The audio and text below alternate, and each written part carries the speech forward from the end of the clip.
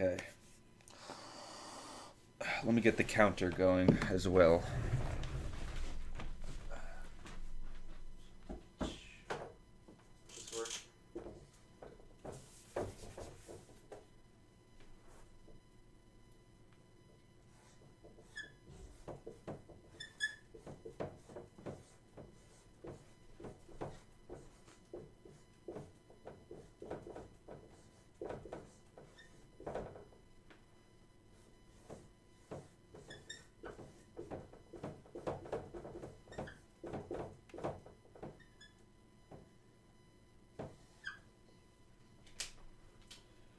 Alright.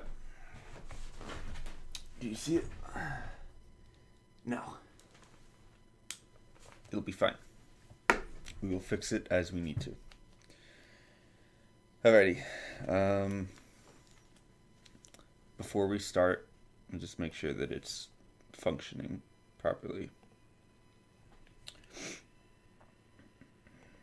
Because if it ain't, I'm not redoing it. Yeah, change the. I hate this audio setting thing. Yeah, we're good. I mean, literally every unredacted word. What's up, potato toe? Please don't leave. I need someone. Here we go. U.S. Department of Justice. That stuff is crossed out, I guess. It's not redacted, though. I'll read it.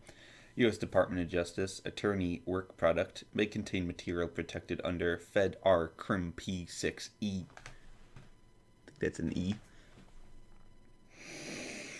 Report on the investigation into Russian interference in the 2016 presidential election, Volume 1 of 2. Special Counsel Robert S. Mueller III, submitted pursuant to 28 CFR, some weird symbol, 600.8C. Or it's probably .8C. Washington, D.C., March 2019. Okay, this is on every page, it's a header, right? Yeah, okay, I'm not going to read the header every single time. Else we'll never get through this. And, I'll oh, God. I hate that I said that. Do these count as page? Where's page 1? Oh, so that's actually longer. Okay, this is technically page 1. It says page 1. So, ooh! Ooh! We're getting a preview of it. We're getting a sneak peek. You know what? Here we go. I'm going to start here. Introduction to Volume 1. Fine. Table of Contents, Volume 1. Introduction to Volume 1, page 1. Executive Summary to Volume 1, page 4. The Special Counsel's Investigation, page 11. Russian Active Measures Social Media Campaign, 14. Structure of the Internet Research Agent, A. Structure of the Research Internet Agency, 15. B. Funding and oversight from Concord in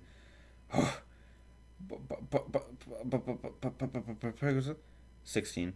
The IRA targets U.S. elections, 19. The IRA ramps up U.S. operations as early as 2014, 19. 2. U.S. operations through IRA-controlled social media accounts, 22. 3. U.S. operations through Facebook, 24. 4. U.S. operations through Twitter, 26.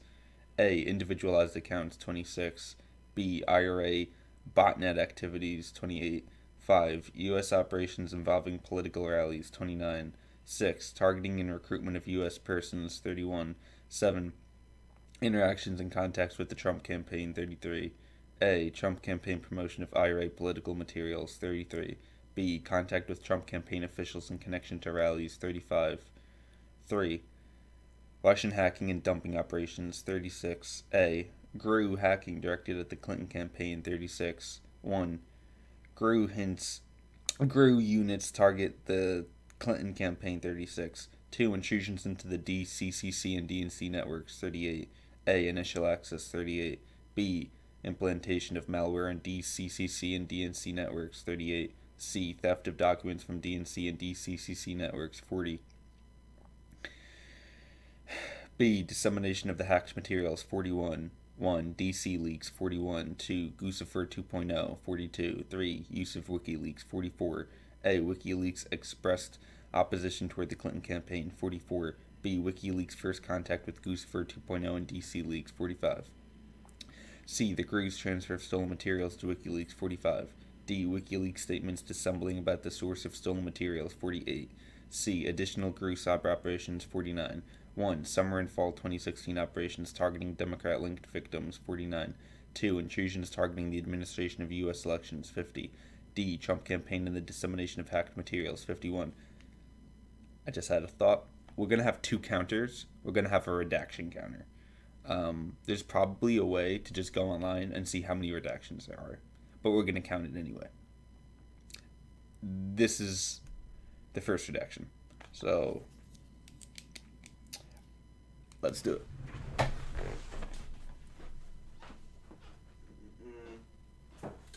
Let me fix this.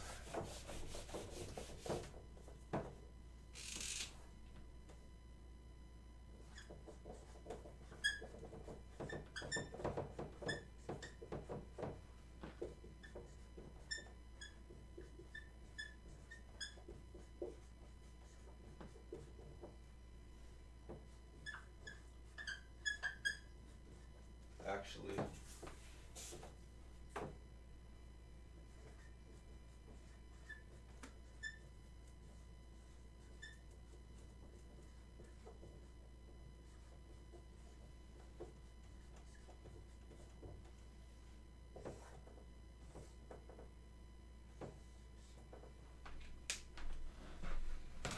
okay, I started with 2 because I see that there's another one coming up.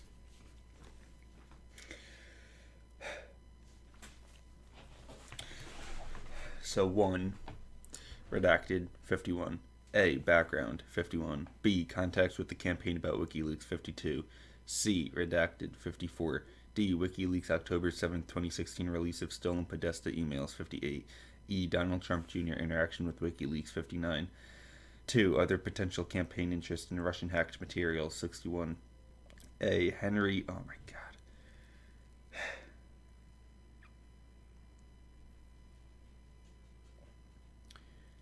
Wait, where was I? Henry Okiniewski.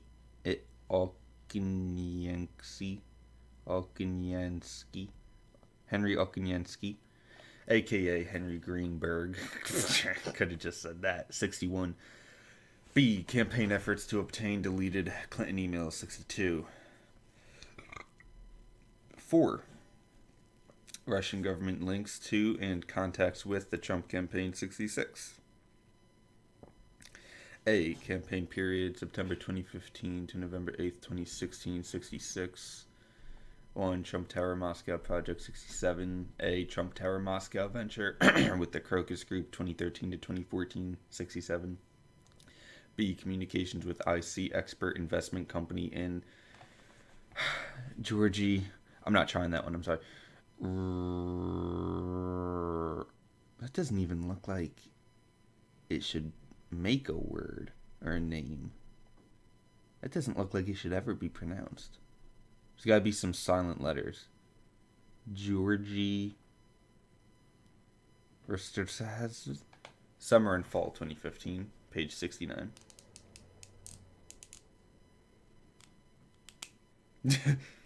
Potato toe what?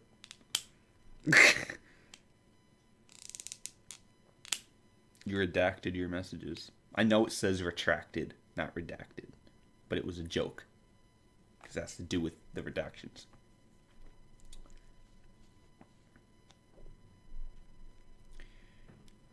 Where am I? Here we go. C. Letter of intent and contacts to Russian government, October 2015 to January 2016. 70. I'm going to just call this 1. 1. Trump signs a letter of an intent on behalf of the Trump Organization. 72. Post-LOI contacts with individuals in Russia. 72. D. Discussions about Russia travel by Michael Cohen or candidate Trump, December 2015 to June 2016. 76. 1. Sater's overtures to Cohen to travel to Russia. 76. 2. Candidate Trump's opportunities to travel to Russia. 78. 2. George Papadopoulos. 80. A. Origins of campaign work. 81. B. Initial Russia-related contacts. 82. C. March 31st foreign policy team meeting. 85. Oh my god. Yeah, you're right. Speed round. D. George Papadopoulos learns that Russia has dirt in the form of Clinton emails. 86. E. Russia-related communications with the campaign. 89. F. Trump campaign knowledge of dirt. 93. G. Additional George Papadopoulos contact. 94. 3. Carter Page. 95. A. Background. 96. B. Origins of and early campaign work. 97. C. Carter Page's July 2016 trip to Moscow. 98. D. Later campaign work and removal from the campaign. 102. 4. Dmitry Sims, I think, and the Center for the National Interest. 103. A. CNI and Dmitry Sims contact with the Trump campaign. 103. B. National Interest hosts a foreign policy speech at the Mayflower Hotel. 105. C. Jeff Sessions post-speech interactions with CNI. 107. D. Jared Kushner's continuing contacts with Sims. 108. 5. June 9th, 2016 meeting at Trump. The meeting was on my birthday? Well, that's why they were meeting. Damn. Okay, that's on page 110. A. Setting up the June 9th meeting. 110. 1. Outreach to Donald Trump Jr. 110. 2. Did I say I? I meant 1. 2. Awareness of the meeting within the campaign. 114. B. The events of June 9th, 2016. 116. 1. Arrangements for the meeting. 116. 2. Conduct of the meeting. 117. C. Post June 9 events. 120. 6. Events at the Republican National Convention. 123. A. Ambassador Kislyak. I actually know that one. Ambassador Kislyak's encounters with Senator Sessions and J.D. Gordon the week of the RNC. 123. B. Change to Republican Party platform. 124. I need water. Oh my god. 7. Post-convention contacts with Kislyak. A. That's 127. A. Ambassador Kislyak invites J.D. Gordon to breakfast at the ambassador's residence. 127. B. Senator Sessions September 2016 meeting with Ambassador Kislyak. 127. 8. Paul Manafort. 129. A. Paul Manafort's ties to Russia and Ukraine. 131. 1. Oleg Deripaska consulting work. 131. 2. Political consulting work. 132. 3. Konstantin Kilmenik. I feel like I've heard the news people say this name. Kilmik. You just say it with a Russian accent, it sounds right. Konstantin, that's not Russian. It's that guy. 132. B. Contacts during Paul Manafort's time with the Trump campaign. 134. 1. Paul Manafort joins the campaign. 134. 2. Paul Manafort's campaign period contacts. 135. 3. Paul Manafort's 2 campaign period meetings with Konstantin Kilmenik in the United States. 138. C. Post-resignation activities. 141.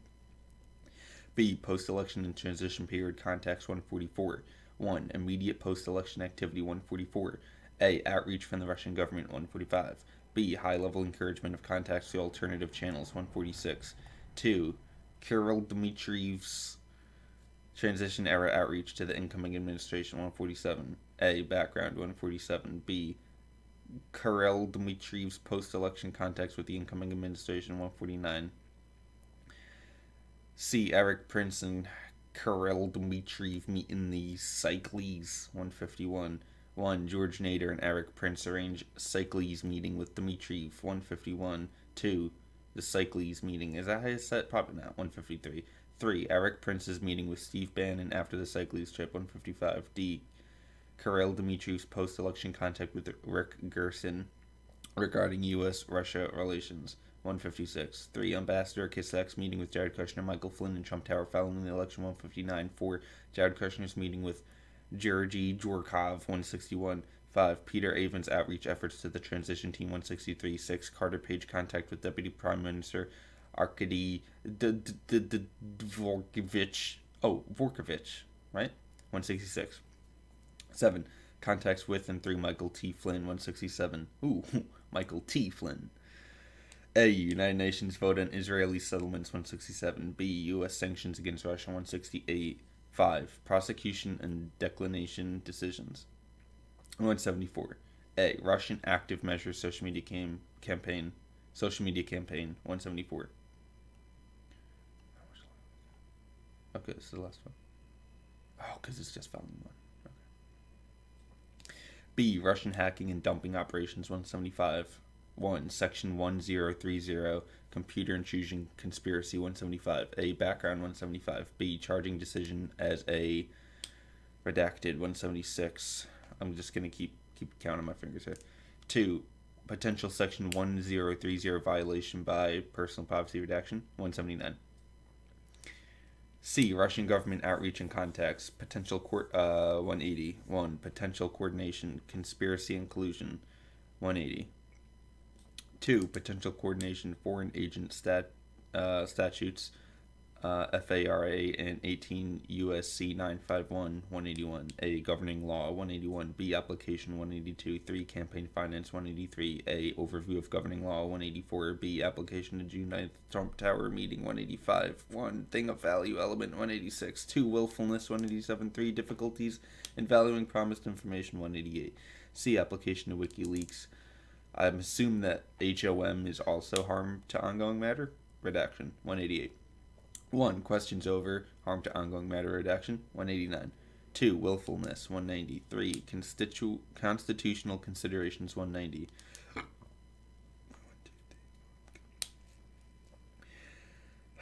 4. Analysis, harm to ongoing matter, redaction, 190. That's 1, 2, 3, 4, 5. 4. False statements and obstruction of the investigation, 191. A. Overview of governing law, 191. B. Application to certain individuals, 192. 1. George Papadopoulos, 192. 2. Personal privacy redaction, 194. 3. Michael Flynn, 194. 4. Michael Cohen, 195. 5. Harm to ongoing matter, redaction, 196. 6. Jeff Sessions, 187. 7. Others interviewed during the investigation. That's 7 more redactions. Let's write that on the board.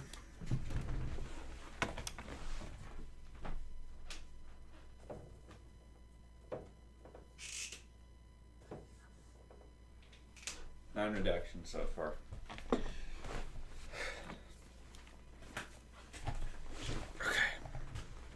Now, we really didn't even start yet.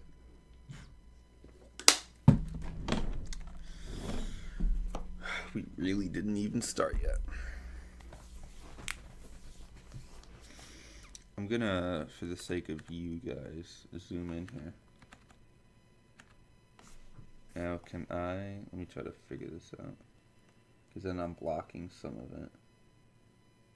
I think that's fine though.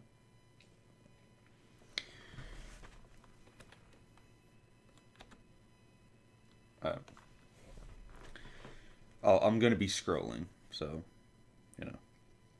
honestly, we're going to have to compromise with this. Introduction to Volume 1. This report is submitted to the Attorney General pursuant to 28 CFR 600.8c, which states that at the conclusion of the Special Counsel's work, he shall provide the Attorney General a confidential report explaining the prosecution or declination decisions the Special Counsel reached. The Russian government interfered in the 2016 presidential election in sweeping and systematic fashion. Evidence of Russian government operations began to surface in mid-2016. In June, the Democratic National Committee and its cyber response team publicly announced that Russian hackers had compromised its computer network. Releases of hacked materials, hacks that public reporting soon attributed to the Russian government, began that same month. Additional releases followed in July through the organization WikiLeaks, with further releases in October and November. In late July 2016, soon after WikiLeaks' first release of stolen documents, a foreign government contacted the FBI about a May 2016 encounter with Trump campaign foreign policy advisor George Papadopoulos. Papadopoulos had suggested to a representative of that foreign government that the Trump campaign had received indications from the Russian government that it could assist the campaign through the anonymous release of information damaging to Democratic presidential candidate Hillary Clinton. That information prompted the FBI on July 31st, 2016 to open an investigation into whether individuals associated with the Trump campaign were coordinating with the Russian government in its interference activities. So when Trump says right now he wants to investigate the origins of the investigation, okay, so I mean this is it. Papadopoulos had suggested to a representative of that foreign government that the Trump campaign had received indications from the Russian government that could assist the campaign through the anonymous release of information damaging Hillary Clinton. Okay, boom. That fall, 2 federal agencies jointly announced that the Russian government directed recent compromises of emails from U.S. persons and institutions, including U.S. political organizations, and these thefts and disclosures are intended to interfere with the U.S. election process. After the election, in late December 2016, the United States imposed sanctions on Russia for having interfered in the election. By early 2017, several congressional committees were examining Russia's interference in the election. Within the executive branch, these investigatory efforts ultimately led to the May 2017 appointment of Special Counsel Robert S. Mueller III. The order appointing the Special Counsel authorized him to investigate the Russian government's efforts to interfere in the 2016 presidential election, including any links or coordination between the Russian government and individuals associated with the Trump campaign. As set forth in detail in this report, the Special Counsel's investigation established that Russia interfered in the 2016 presidential election principally through 2 operations. First, a Russian entity carried out a social media campaign that favored presidential candidate Donald J. Trump and disparaged presidential candidate Hillary Clinton. Second, a Russian intelligence service conducted computer intrusion operations against entities, employees, and volunteers working on the Clinton campaign, and then released stolen documents. The investigation also identified numerous links between the Russian government and the Trump campaign. Although the investigation established that the Russian government perceived it would benefit from a Trump presidency and worked to secure that outcome, and that the campaign expected it would benefit electorally from information stolen or released through Russian efforts, the investigation did not establish that members of the Trump campaign conspired or coordinated with the Russian government in its election interference activities. I feel like that's a pretty important line. You never really hear that in the media, right? I mean, it says, let me read it again. Although the investigation established that the Russian government perceived it would benefit from a Trump presidency and worked to secure that outcome, and that the campaign expected it would benefit electorally from information stolen and released through Russian efforts, the investigation did not establish that members of the Trump campaign conspired or coordinated with the Russian government in its election interference activities. I just never hear that quote being pulled, but maybe I'm just not listening to the news enough. It's probably there somewhere, right? For sure it's there somewhere. Below, we describe the evidentiary considerations underpinning statements about the results of our investigation and the Special Counsel's charging decisions, and we then provide an overview of the 2 volumes of our report. The report describes actions and events that the Special Counsel's office found to be supported by the evidence collected in our investigation. In some instances, the report points out the absence of evidence or conflicts in the evidence about a particular fact or event. In other instances, when substantial, credible evidence enabled the office to reach a conclusion with confidence, the report states that the investigation established that certain actions or events occurred. A statement that the investigation did not establish particular facts does not mean there was no evidence of those facts.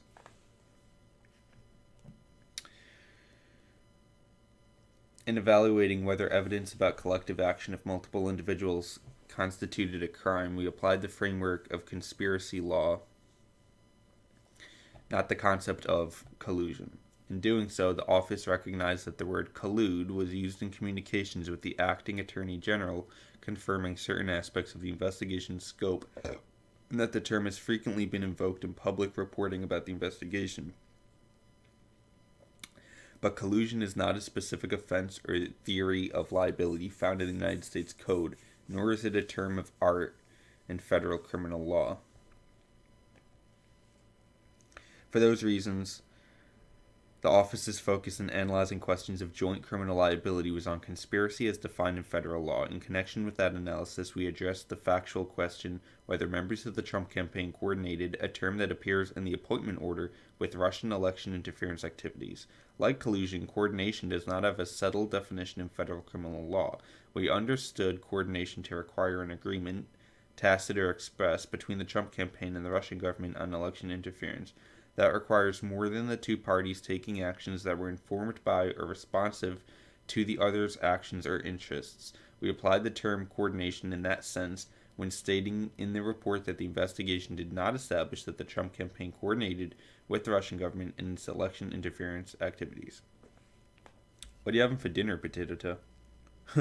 Oh, you having potatoes? I need breakfast.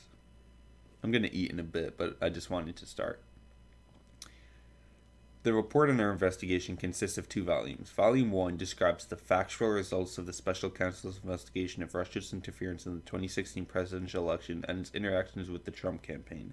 Section 1 describes the scope of the investigation. Sections 2 and 3 describe the principal ways Russia interfered in the 2016 presidential election. Section 4 describes links between the Russian government and individuals associated with the Trump campaign.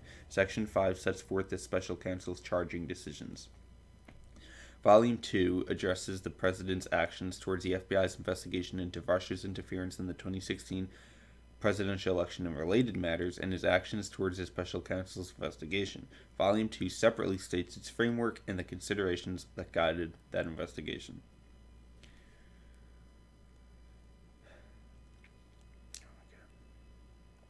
Yes, this is what I like to see. Yes. Yes, give me more. Executive summary to Volume 1. Russian social media campaign.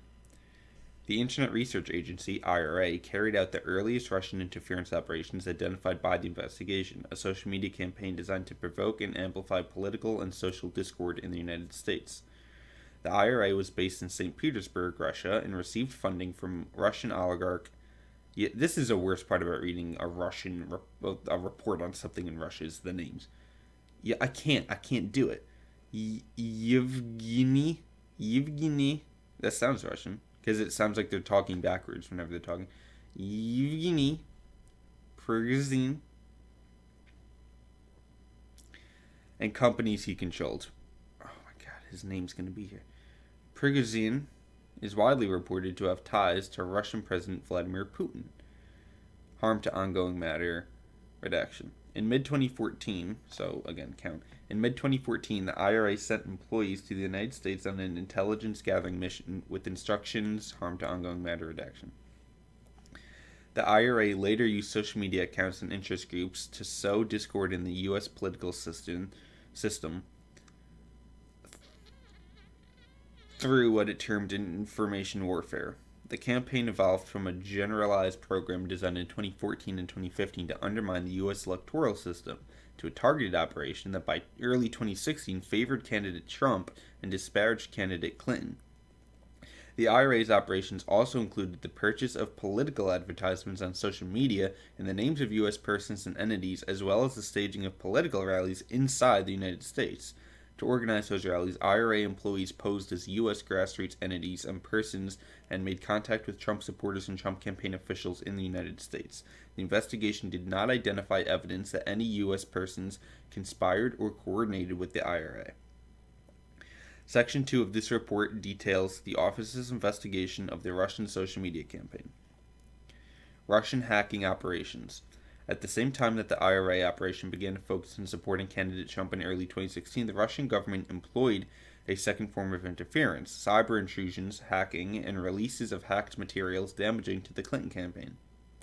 The Russian intelligence service, known as the Main Intelligence Directorate of the General Staff of the Russian Army, or GRU, carried out these operations. In March 2016, the GRU began hacking the email accounts of Clinton campaign volunteers and employees, including campaign chairman John Podesta. In April 2016, the GRU hacked into the computer networks of the Democratic Congressional Campaign Committee (DCCC) and the Democratic National Committee (DNC). The GRU stole hundreds of thousands of documents from the comprised email accounts and networks. Around the time that the DNC announced in mid-June 2016 the Russian government's role in hacking its network, the GRU began disseminating stolen materials through the fictitious online personas DC Leaks and Guccifer 2.0. The GRU later released additional materials through the organization WikiLeaks. The presidential campaign of Donald J. Trump, Trump Campaign, or Campaign, showed interest in WikiLeaks releases of documents and welcomed their potential to damage candidate Clinton. Beginning in June 2016, Harmed Ongoing Matter Redaction forecast as senior campaign officials that WikiLeaks would release information damaging to candidate Clinton. WikiLeaks' first release came in July 2016. Around the same time, candidate Trump announced that he hoped Russia would recover emails described as missing from a private server used by Clinton when she was Secretary of State. He later said that he was speaking sarcastically. Harmed Ongoing Matter Redaction. WikiLeaks began releasing Podesta's stolen emails on October 7, 2016. Less than 1 hour after a U.S. media outlet released video considered damaging to candidate Trump. Section 3 of this report details the office's investigation into the Russian hacking operations, as well as other efforts by Trump campaign supporters to obtain Clinton-related emails. Russian contacts with the campaign. The social media campaign and the GRU hacking operations coincided with a series of contacts between Trump campaign officials and individuals with ties to the Russian government. The office investigated whether those contacts reflected or resulted in the campaign conspiring or coordinating with Russia in its election interference activities. Although the investigation established that the Russian government perceived it would benefit from a Trump presidency and worked to secure that outcome, and that the campaign expected it would benefit electorally from information stolen and released through Russian efforts, the investigation did not establish that members of the Trump campaign conspired or coordinated with the Russian government in its election interference activities. The Russian contacts consisted of business connections, offers of assistance to the campaign, invitations for candidate Trump and Putin to meet in person, invitations for campaign officials and representatives of the Russian government to meet, and policy positions seeking improved U.S.-Russian relations. Section 4 of this report details the contacts between Russia and the Trump campaign during the campaign and transition periods, the most salient of which are summarized below in chronological order. 2015. Some of the earliest contacts were made in connection with the Trump Organization real estate project in Russia known as Trump Tower Moscow. Candidate Trump signed a letter of intent for Trump Tower Moscow by November 2015, and in January 2016, Trump Organization executive Michael Cohen emailed and spoke about the project with the Office of Russian Government Press Secretary Dmitry Peskov. The Trump Organization pursued the project through at least June 2016, including by considering travel to Russia by Cohen and candidate Trump. Spring 2016, campaign foreign policy advisor George Papadopoulos made early contact with Joseph Mifsud, a London-based professor who had connections to Russia and traveled to Moscow in April 2016. Immediately upon his return to London from that trip, Mifsud told Papadopoulos that the Russian government had dirt on Hillary Clinton in the form of thousands of emails. 1 week later, in the first week of May 2016, Papadopoulos suggested to a representative of a foreign government that the Trump campaign had received indications from the Russian government that it could assist the campaign through the anonymous release of information damaging to candidate Clinton. Throughout that period of time and for several months thereafter, Papadopoulos worked with Mifsud and 2 Russian nationals to arrange a meeting between the campaign and the Russian government. No meeting took place.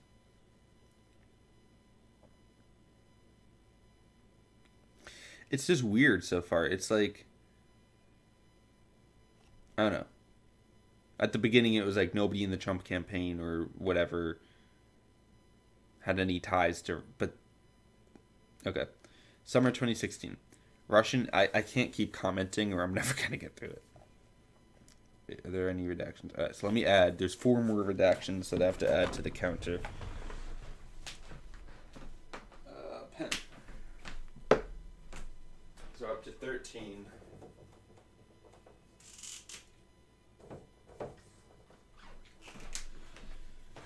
Okay. Summer 2016. Russian outreach to the Trump campaign continued into the summer of 2016 as candidate Trump was becoming the presumptive Republican nominee for president.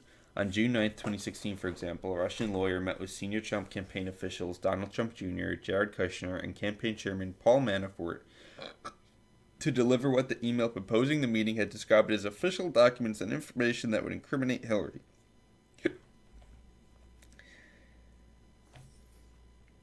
Wait.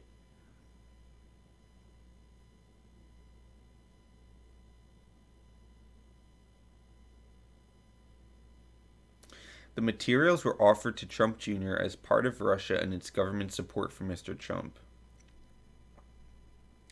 The written communications setting up the meeting showed that the campaign anticipated receiving information from Russia that could assist candidate Trump's electoral prospects, but the Russian lawyer's presentation did not provide such information. Days after the June 9th meeting, on June 14, 2016, a cybersecurity firm in the DNC announced that Russian government hackers had infiltrated the DNC and obtained access to opposition research on candidate Trump, among other Democrats. In July 2016, campaign foreign policy advisor Carter Page traveled in his personal capacity to Moscow and gave the keynote address at the New Economics School. Page had lived and worked in Russia between 2003 and 2007. After returning to the United States, Page became acquainted with at least 2 Russian intelligence officers, one of whom was later charged in 2015 with conspiracy to act as an unregistered agent of Russia. Page's July 2016 trip to Moscow and his advocacy for pro-Russian foreign policy drew media attention. The campaign then distanced itself from Page and, by late September 2016, removed him from the campaign.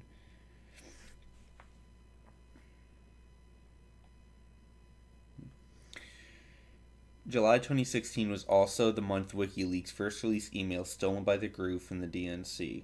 On July 22, 2016, WikiLeaks posted thousands of internal DNC documents revealing information about the Clinton campaign.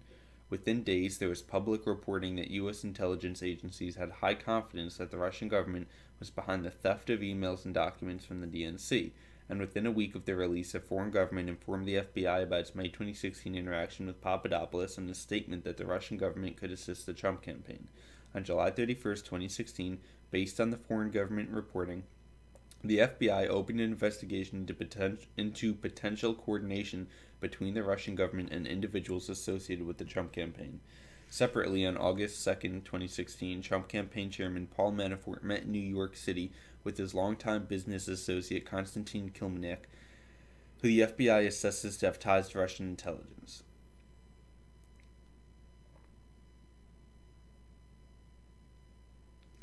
Kilimnik requested the meeting to deliver in person a peace plan for Ukraine that Manafort acknowledged to the special counsel's office was a backdoor way for Russia to control part of eastern Ukraine. Both men believed the plan would require candidate Trump's assent to succeed were he to be elected president. They also discussed the status of the Trump campaign and Manafort's strategy for winning Democratic votes in Midwestern states. Months before that meeting, Manafort had caused internal polling data to be shared with Kilimnik, and the sharing continued for some period of time after their August meeting. Fall 2016. On October 7, 2016, the media released video of candidate Trump speaking in graphic terms about women years earlier, which was considered damaging to his candidacy. Is that the Access Hollywood tape? There's so many of them, right? It's pretty much every speech of his. Less than an hour later, WikiLeaks made its second release. Thousands of John Podesta's emails that had been stolen by the GRU in late March 2016. The FBI and other U.S. government institutions were at the time continuing their investigation of suspected Russian government efforts to interfere in the presidential election. That same day, October 7th, the Department of Homeland Security and the Office of the Director of National Intelligence issued a joint public statement that the Russian government directed the recent compromises of emails from U.S. persons and institutions, including from U.S. political organizations. Those thefts and the disclosures of the hacked materials through online platforms such as WikiLeaks, the statement continued, are intended to interfere with the U.S. election process. Post-2016 election. Immediately after the November 8th election, Russian government officials and prominent Russian businessmen began trying to make inroads into the new administration. The most senior levels of the Russian government encouraged these efforts. The Russian embassy made contact hours after the election to congratulate the president-elect and to arrange a call with President Putin. Several Russian businessmen picked up the effort from there. Kirill Dmitriev, the chief executive officer of Russia's Sovereign Wealth Fund, was among the Russians who tried to make contact with the incoming administration. In early December, a business associate steered Dmitriev to Eric Prince, a supporter of the Trump campaign and an associate of senior Trump advisor Steve Bannon. Dmitriev and Prince later met face-to-face in January 2017 in the Seychelles and discussed U.S.-Russia relations. During the same period, another business associate introduced Dmitriev to a friend of Jared Kushner who had not served on the campaign or the transition team. Dmitriev and Kushner's friend collaborated on a short written reconciliation plan for the United States and Russia, which Dmitriev implied had been cleared through Putin. The friend gave that proposal to Kushner before the inauguration, and Kushner later gave copies to Bannon and incoming Secretary of State Rex Tillerson. On December 29, 2016, then-President Obama imposed sanctions on Russia for having interfered in the election. Incoming National Security Advisor Michael Flynn called Russian Ambassador Sergei Kislyak and asked Russia not to escalate the situation in response to the sanctions. The following day, Putin announced that Russia would not take retaliatory measures in response to the sanctions at that time. Hours later, President-elect Trump tweeted, "Great move on delay by V. Putin." The next day, on December 31st, 2016, Kislyak called Flynn and told him the request had been received at the highest levels, and Russia had chosen not to retaliate as a result of Flynn's request. On January 6, 2017, members of the intelligence community briefed President-elect Trump on a joint assessment drafted and coordinated among the Central Intelligence Agency, FBI, and National Security Agency that concluded with high confidence that Russia had intervened in the election through a variety of means to assist Trump's candidacy and harm Clinton's. A declassified version of the assessment was publicly released that same day.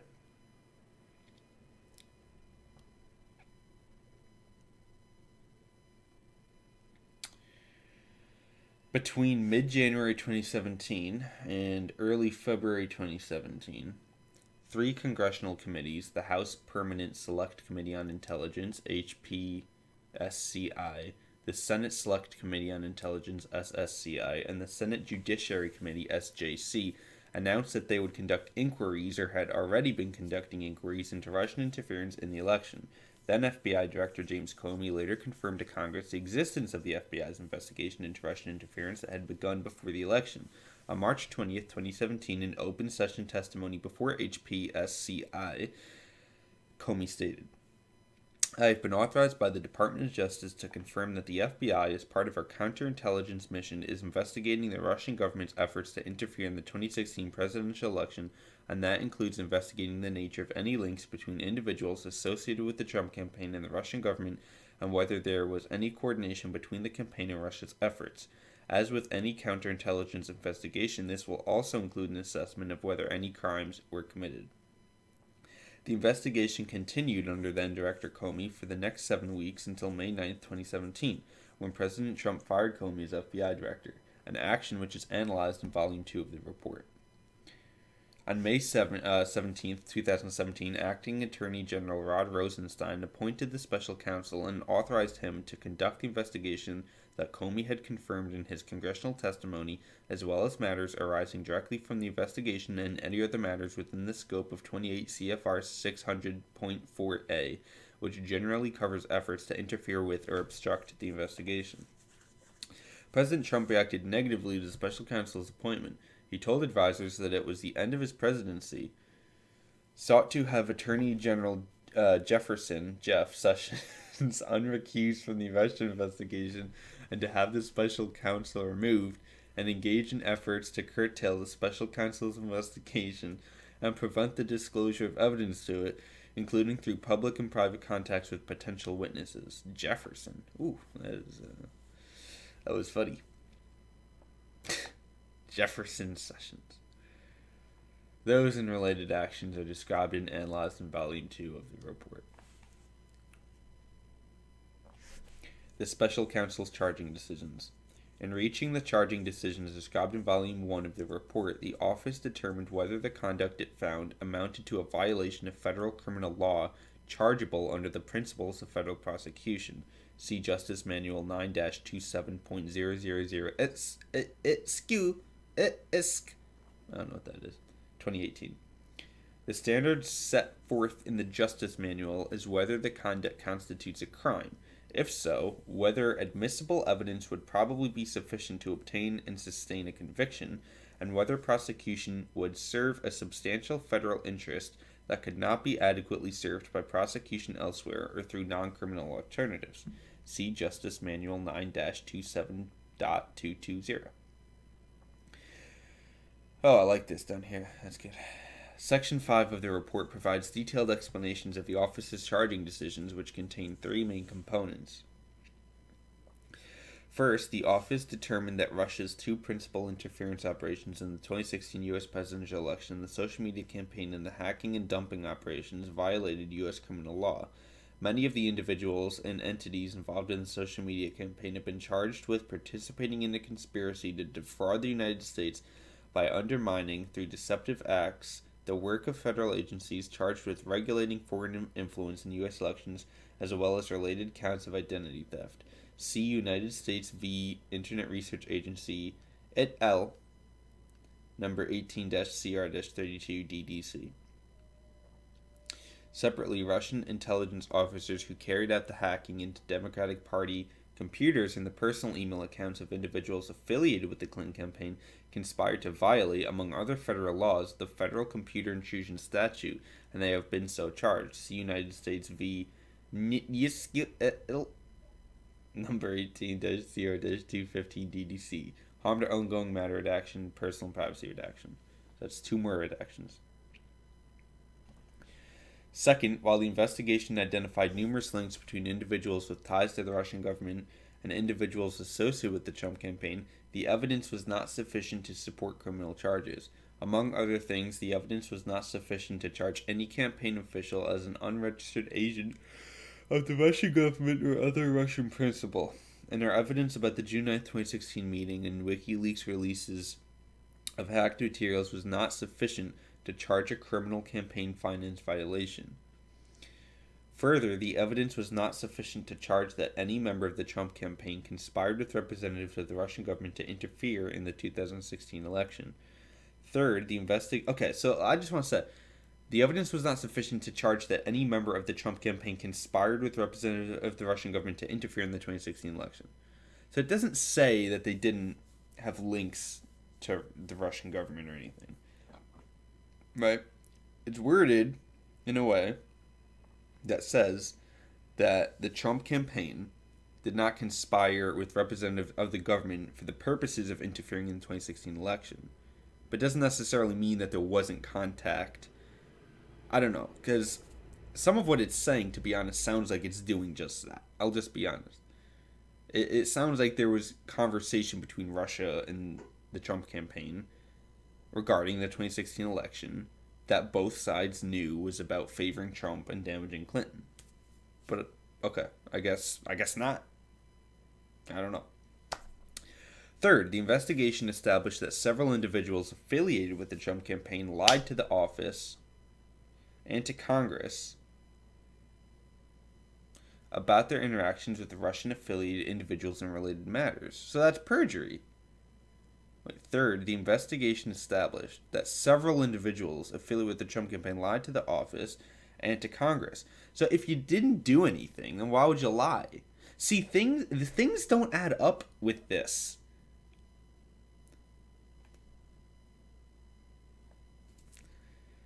Those lies materially impair the investigation of Russian election interference. The office charged some of those lies as violations of the federal false statement statute.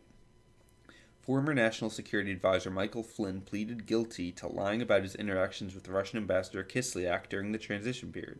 George Papadopoulos, a foreign policy advisor during the campaign period, pleaded guilty to lying to investigators about, inter alia, the nature and timing of his interactions with Joseph Mifsud, the professor who told Papadopoulos that the Russians had dirt on candidate Clinton in the form of thousands of emails. Former Trump Organization attorney Michael Cohen pleaded guilty to making false statements to Congress about the Trump Moscow project, harm to ongoing matter redaction. And in February 2019, the U.S. District Court for the District of Columbia found that Manafort lied to the office and the grand jury concerning his interactions and communications with Konstantin Kilimnik about Trump campaign polling data and a peace plan for Ukraine. So that's 1, two, three. 3 more redactions. Put it up on the board.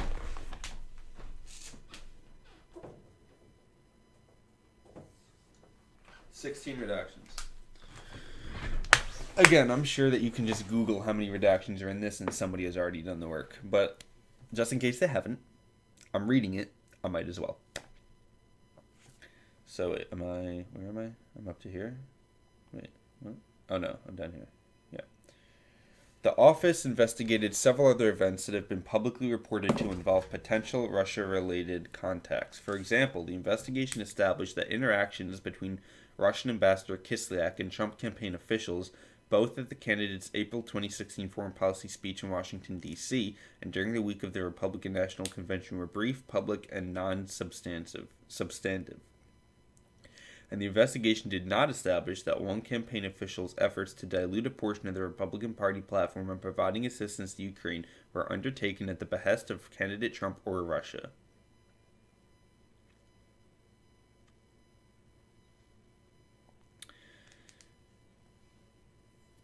The investigation also did not establish that a meeting between Kislyak and Sessions in September 2016 at Sessions' Senate office included any more than a passing mention of the presidential campaign.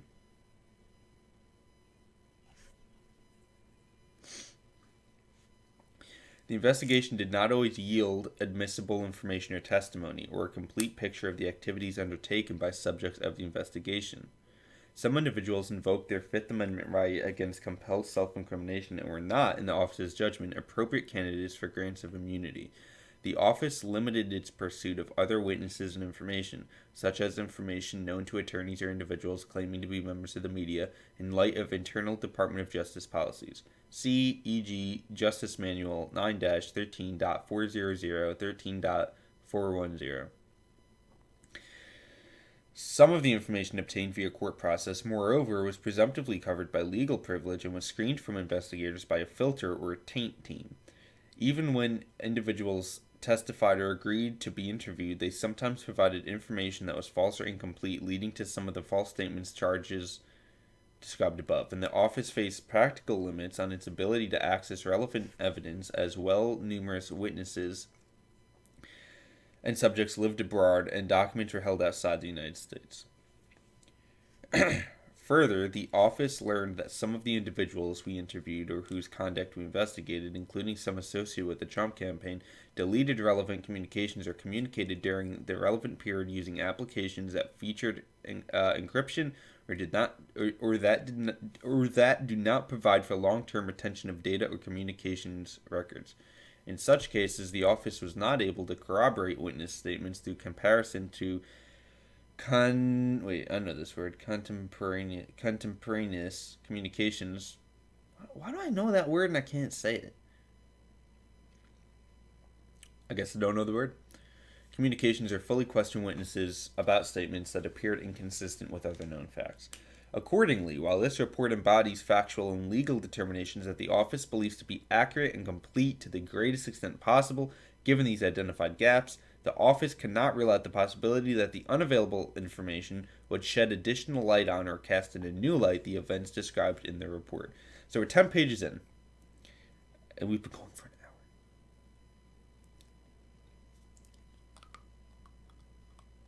We gotta hurry up, or else this is going to be 48 hours.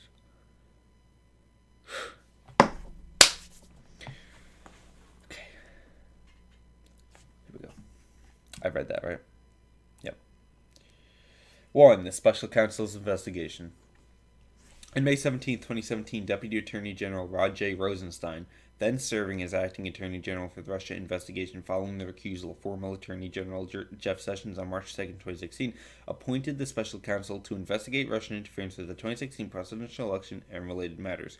Office of the Deputy Attorney General, Order Number 3915-2017, Appointment of Special Counsel to investigate Russian interference with the 2016 presidential election and related matters, May 17, 2017, Appointment Order, relying on the authority vested in the Acting Attorney General, including 28 U.S.C.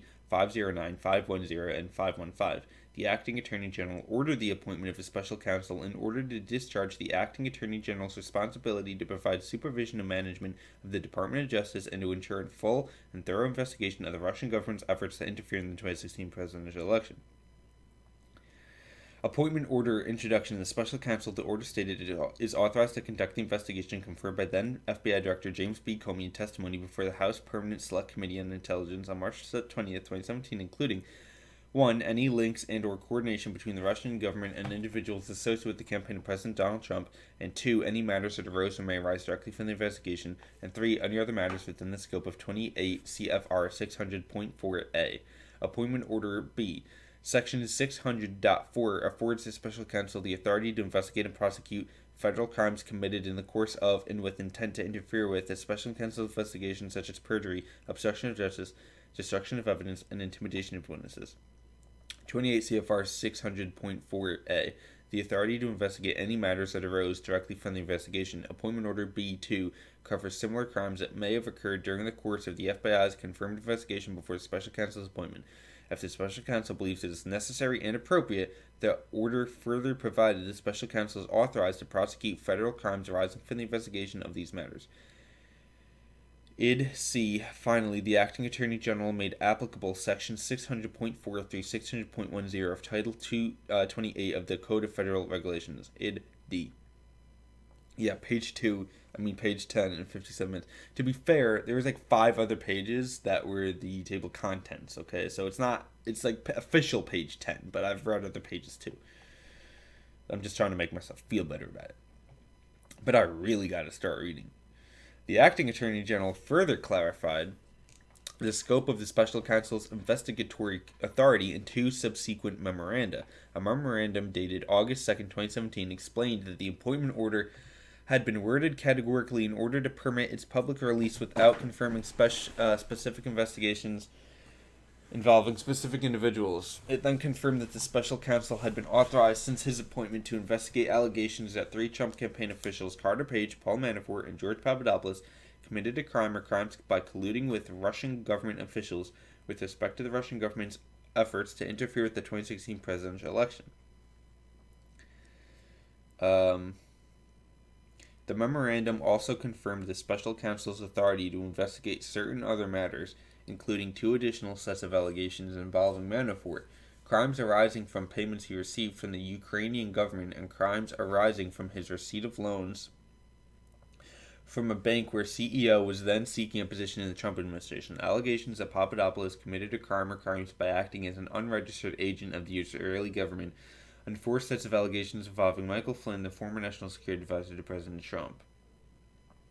On October 20th, 2017, the acting Attorney General confirmed in a memorandum the special counsel's investigative authority as to several individuals and entities. First, as part of a full and thorough investigation of the Russian government's efforts to interfere in the 2016 presidential election, the special counsel was authorized to investigate the pertinent activities of Michael Cohen, Richard Gates, personal privacy redaction, Roger Stone, and personal privacy redaction. That's 2 more redactions. Confirmation of the authorization to investigate such individuals, the memorandum stressed, does not suggest that the special counsel has made a determination that any of them has committed a crime. Second, with respect to Michael Cohen, the memorandum recognized the special counsel's authority to investigate leads related to Cohen's establishment and use of Essential Consultants LLC to, inter alia, receive funds from Russian-backed entities. Third, the memorandum memorialized the special counsel's authority to investigate individuals and entities who were possibly engaged in jointly undertaken activity with existing subjects of the investigation, including Paul Manafort. Finally, the memorandum described an FBI investigation opened before the special counsel's appointment into allegations that then Attorney General Jeff Sessions made false statements to the United States Senate, and confirmed the special counsel's authority to investigate that matter. The special counsel structured the investigation in view of his power and authority to exercise all investigative and prosecutorial functions of any United States attorney. 28 CFR 600.6. Like a U.S. Attorney's Office, the Special Counsel's Office considered a range of classified and unclassified information available to the FBI in the course of the office's Russia investigation, and the office structured that work around evidence for possible use in prosecutions and federal crimes, assuming that one or more crimes are identified that warranted prosecution. There was substantial evidence immediately available to the special counsel at the inception of the investigation in May 2017 because the FBI had, by that time, already investigated Russian election interference for nearly 10 months. The special counsel's office exercised its judgment regarding what to investigate and did not, for instance, investigate every public report of a contact between the Trump campaign and Russian-affiliated individuals and entities. The office has concluded its investigation into links and coordination between the Russian government and individuals associated with the Trump campaign. Certain proceedings associated with the office's work remain ongoing. After consultation with the Office of the Deputy Attorney General, the office has transferred responsibility for those remaining issues to other components of the Department of Justice and FBI. Appendix D lists those transfers. 2 district courts confirmed the breadth of the special counsel's authority to investigate Russia election interference and links into coordination with the Trump campaign. See United States v. Manafort 312 F. Sup. 3D60 79-83 DDC 2018, United States v. Manafort 321 F. Sup. 3D 640 650 to 655 EDVA 2018. In the course of conducting that investigation, the office periodically identified evidence of potential criminal activity that was outside the scope of the special counsel's authority established by the acting attorney general. After consultation with the Office of the Deputy Attorney General, the office referred that evidence to appropriate law enforcement authorities, principally other components of the Department of Justice, and to the FBI. Appendix D summarizes those referrals. Don't you think you can make content about reading it and could be reading anything? Read Twitter, Wattpad, fan fiction will be epic, diary, tutorial, but out of context. Yeah, I mean, yeah, no. Remind me to someone you do watch all videos of a channel.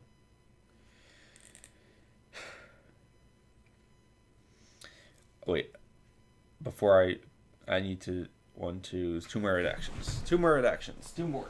18 in total so far.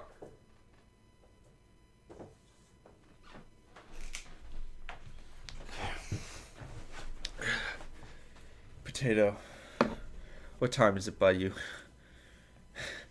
Because I gotta know how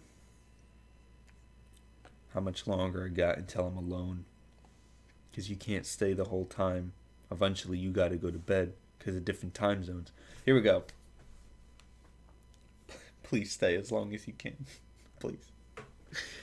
To carry out the investigation and prosecution of the matters assigned to him, the special counsel assembled a team that at its high point included 19 attorneys, 5 of whom joined the office from private practice and 14 on detail or assigned from other Department of Justice components. These attorneys were assisted by a filter team of department lawyers and FBI personnel who screened materials obtained via court process for privileged information before turning those materials over to investigators, a support staff of 3 paralegals on detail from the department's antitrust division, and an administrative staff of 9 responsible for the budget, finance, purchasing, human resources, records, facilities, security, information technology, and administrative support. The special counsel attorneys and support staff were co-located with and worked alongside approximately 40 FBI agents, intelligence analysts, forensic accountants, a paralegal, and professional staff assigned by the FBI to assist the special counsel's investigation. Those assigned FBI employees remained under FBI supervision at all times. The matters on which they assisted were supervised by the special counsel. During its investigation, the office issued more than 2,800 subpoenas under the auspices of a grand jury sitting in the District of Columbia, executed nearly 500 search and seizure warrants, obtained more than 230 orders for communications records under 18 U.S.C. 2703D, obtained almost 50 orders authorizing use of pen registers, made 13 requests to foreign governments pursuant to mutual legal assistance treaties, and interviewed approximately 500 witnesses, including almost 80 before a grand jury.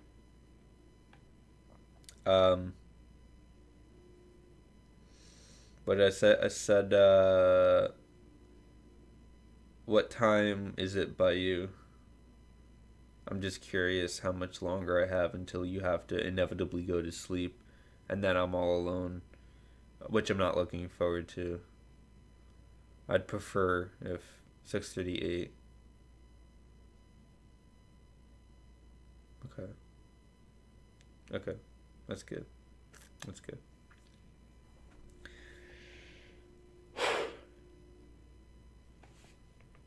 From its inception. Okay, wait. We have to establish what my thing is on footnotes. Because it's Hollis is saying only it's fun. I feel that.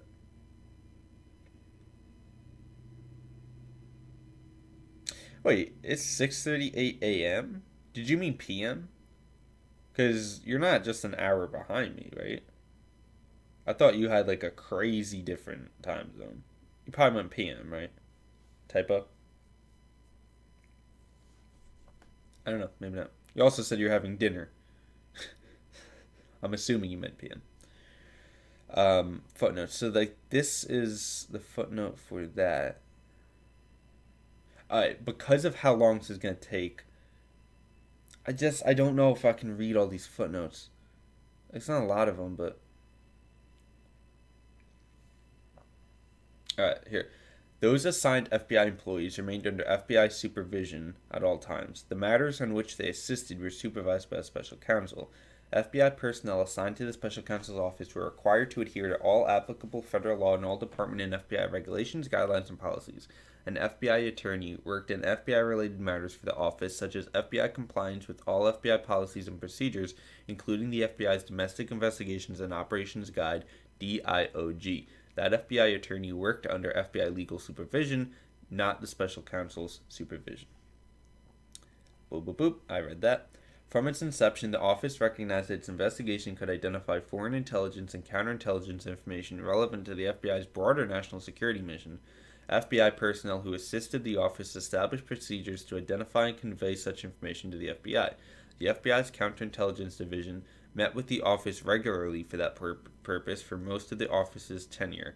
For more than the past year, the FBI also embedded personnel at the office who did not work in the special counsel's investigation, but whose purpose was to review the results of the investigation and to send, in writing, summaries of foreign intelligence and counterintelligence information to FBI HQ and FBI field offices. Those communications and other correspondence between the office and the FBI contain information derived from the investigation, not all of which is contained in this volume. This volume is a summary. It contains, in the office's judgment, that information necessary to account for the special counsel's prosecution and declination decisions and to describe the investigation's main factual results.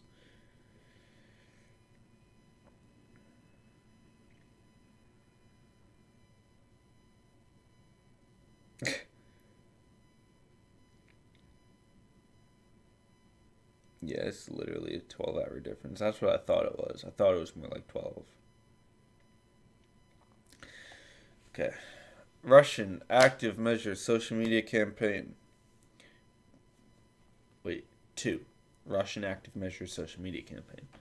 The first form of Russian election influence came principally from the Internet Research Agency LLC IRA, a Russian organization funded by, oh my god, I don't have enough time for this. Viktorovich Prigozhin and companies he controlled, including Concord Management and Consulting LLC and Concord Catering, collectively Concord. The office is aware of reports that other Russian entities engaged in similar active measures operations targeting the United States. Some evidence collected by the office corroborates those reports, and the office has shared that evidence with other offices in the Department of Justice and FBI.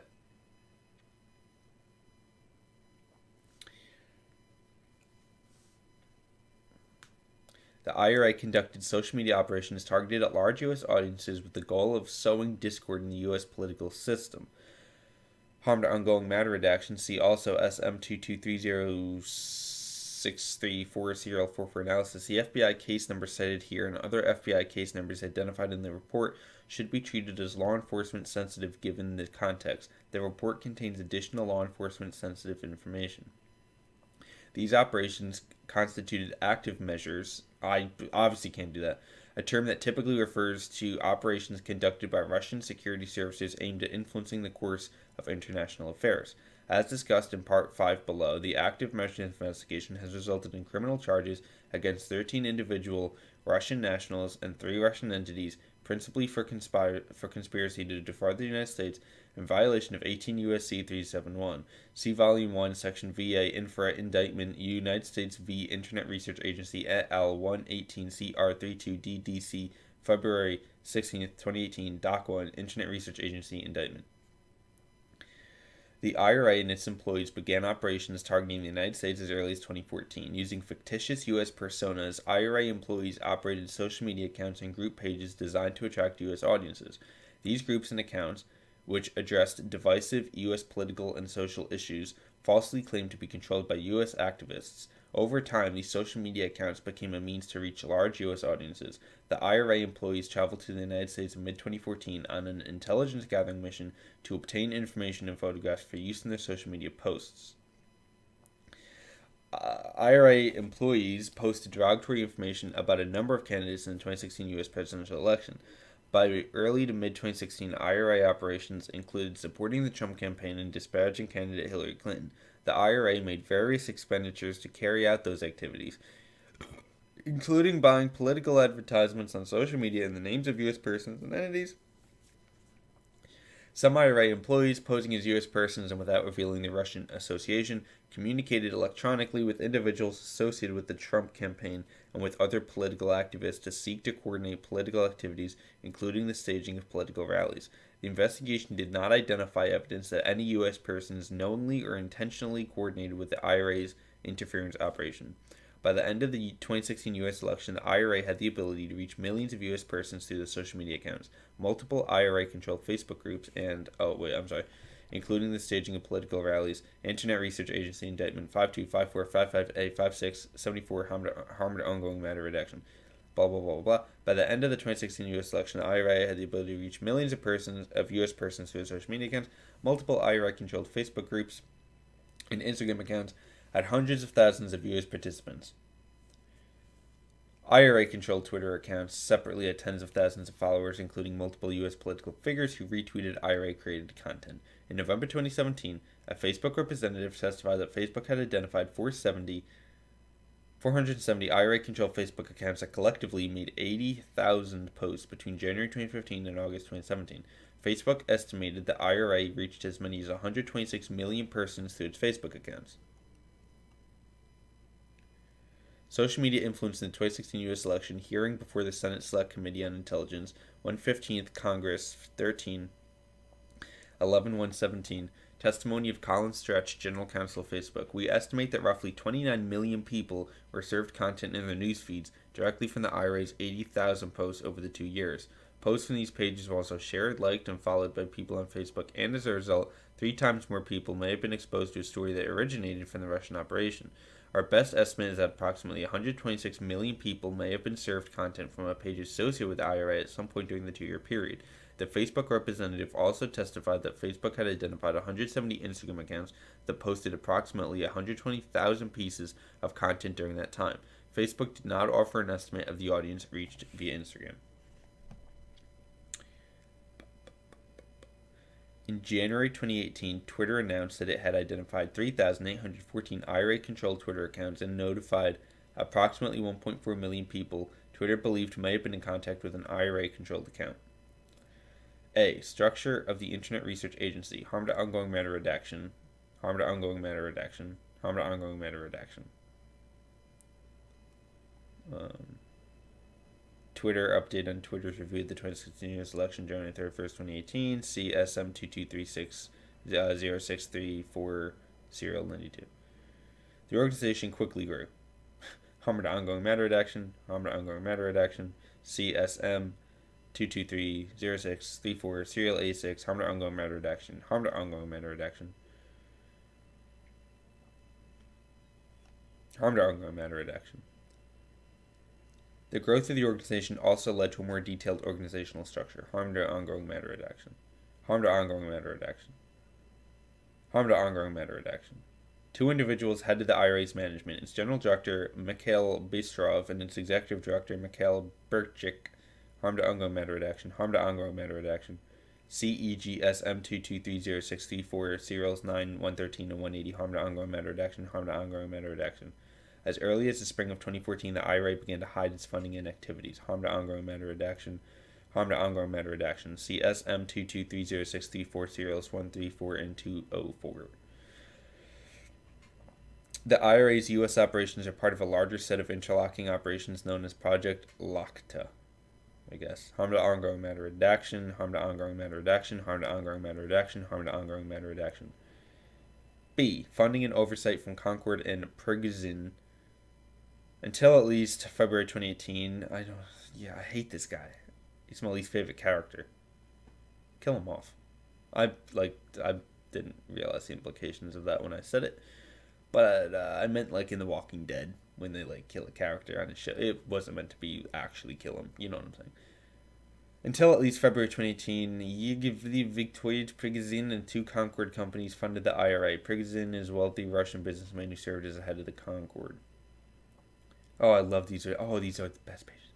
Harm to ongoing matter redaction. Prigozhin was sanctioned by the U.S. Treasury Department in December 2016.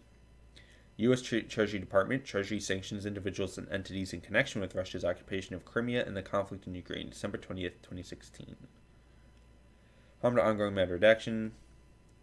Harm to ongoing matter redaction. Harm to ongoing matter redaction. Numerous media sources have reported on Prigozhin's ties to Putin, and the two have appeared together in public photographs.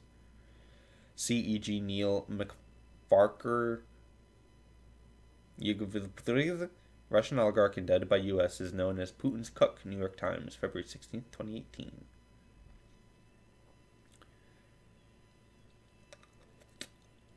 Numerous media sources have reported on Prigozhin's ties to Putin. Oh, I already did that one. Harm to ongoing matter redaction. Harm to ongoing matter redaction. Harm to ongoing matter redaction.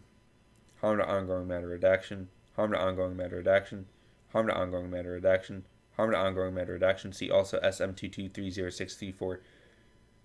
Serial 113. Harm to ongoing matter redaction. Harm to ongoing matter redaction. Harm to ongoing matter redaction. Harm to ongoing matter redaction. Harm to ongoing matter redaction. Harm to ongoing matter redaction. Harm to ongoing matter redaction. Harm to ongoing matter redaction. Harm to ongoing matter redaction. Harm to ongoing matter redaction. The term troll refers to internet users, in this context paid operatives, who post inflammatory or otherwise disruptive content on social media or other websites. Harm to ongoing matter redaction. Harm to ongoing matter redaction. The IRA employees is changing the title. I read full Mueller report challenge because no one does live. We'll add up the views. You might be onto something, Potato Toe. Let me reach page 30, and I'll consider that. But I need to start moving, dude. I need to read. IRA employees were aware that Prigozhin was involved in IRA's U.S. operations. Harm to ongoing matter redaction. Investigative technique redaction. CSM 2230634 serials 134 and 204. Harm to ongoing matter redaction. CSM 2230634 serial 156. In May 2016, IRA employees claiming to be U.S. social activists and administrators of Facebook groups recruited U.S. persons to hold signs, including one in front of the White House that read, "Happy 55th Birthday, Dear Boss," as an homage to Prigozhin, whose 55th birthday was on June 1st, 2016.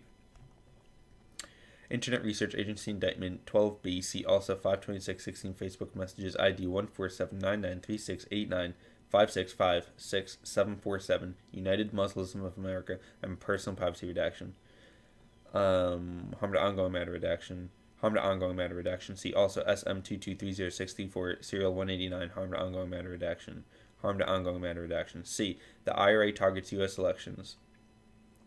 1. The IRA ramps up U.S. operations as early as 2014. The IRA's U.S. operations sought to influence public opinion through online media and forums.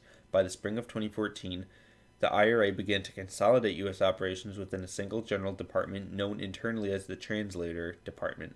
Harm to ongoing matter redaction. IRA subdivided the Translator Department into different responsibilities, ranging from operations on different social media platforms to analytics to graphics and IT. Harm to ongoing matter redaction. Harm to ongoing matter redaction. See SM2230634 serial 205. Harm to ongoing matter redaction. See SM2230664 serial 204. Harm to ongoing matter. Harm to ongoing matter. My favorite page. Harm to ongoing matter. Harm to ongoing matter. Harm to ongoing matter. Harm to ongoing matter. Harm to ongoing matter. IRA employees also traveled to the United States. Harm to ongoing matter. IRA employees also traveled to the United States on intelligence gathering missions. In June 2014, 4 IRA employees applied to the U.S. Department of State to enter the United States while lying about the purpose of the trip and claiming to be 4 friends who had met at a party. CSM 223064 serials 115 172 harm to ongoing matter. Ultimately, 2 IRA employees, Anna Bolkacheva and Alexandra Krylova, received visas and entered the United States on June 4, 2014. Prior to traveling, Krylova and Bogivicheva compiled itineraries and instructions for the trip. Harm to ongoing matter, harm to ongoing matter, harm to ongoing matter, harm to ongoing matter, harm to ongoing matter, harm to ongoing matter, harm to ongoing matter. Good now. It's super delay after I send a new chat. See ya. Are you leaving? Are you gone? No, don't go. No, stay. Stay. Please stay. 2. If you gotta go, you can go. I'm just kidding. But 2. U.S. operations through IRA-controlled social media accounts. Dozens of IRA employees are responsible for operating accounts and personas on different U.S. social media platforms. The IRA referred to employees assigned to operate the social media accounts as specialists. Starting as early as 2014, the IRA's U.S. operations included social media specialists focusing on Facebook, YouTube, and Twitter. Harm to ongoing matter.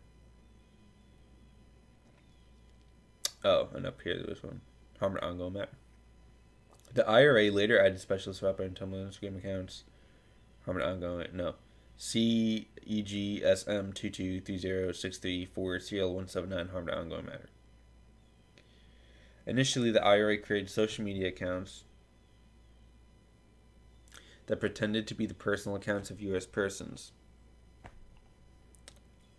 CEG Facebook ID 100011390466602. Alex Anderson Facebook ID 100009626173204.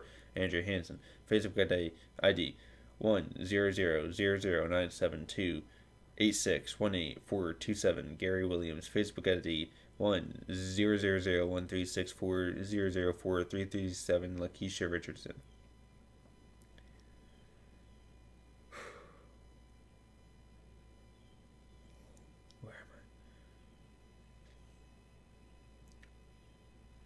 By early 2015, the IRA began to create larger social media groups or public social media pages that claimed falsely to be affiliated with U.S. political and grassroots organizations. In certain cases, the IRA created accounts that mimicked real U.S. organizations. For example, one IRA-controlled Twitter account, @10_GOP, purported to be connected to the Tennessee Republican Party.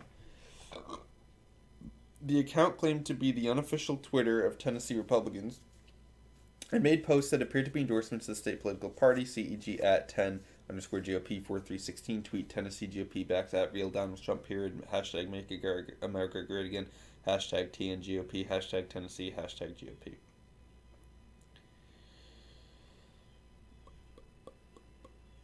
More commonly, the IRA created accounts in the names of fictitious U.S. organizations and grassroots groups and used these accounts to pose as anti-immigration groups, Tea Party activists, Black Lives Matter protesters, and other U.S. social and political activists.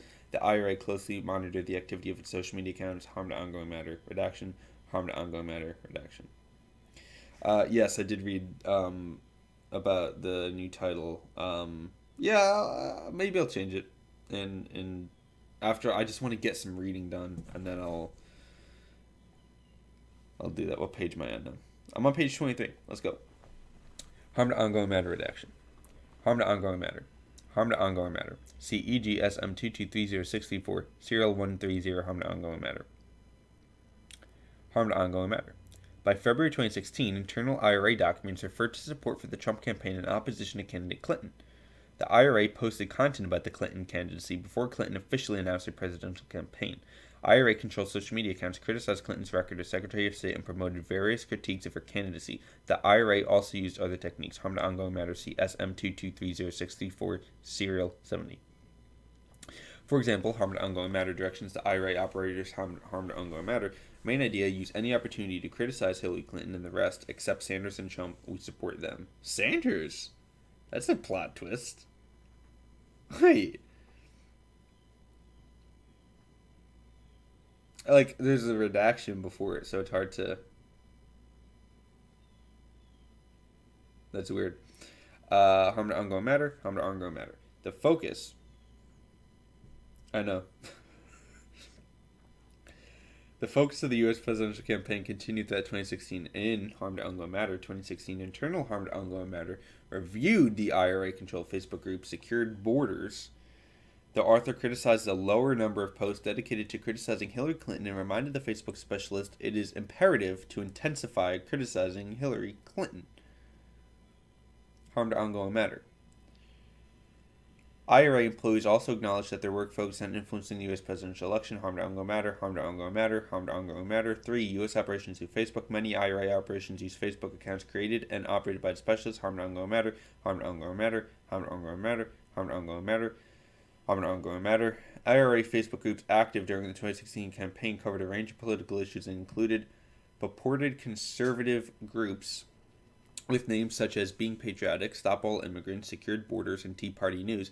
Purported black social justice groups, Black Matters, Blacktivist, and Don't Shoot Us, LGBTQ groups, LGBT United, and religious groups, United Muslims of America.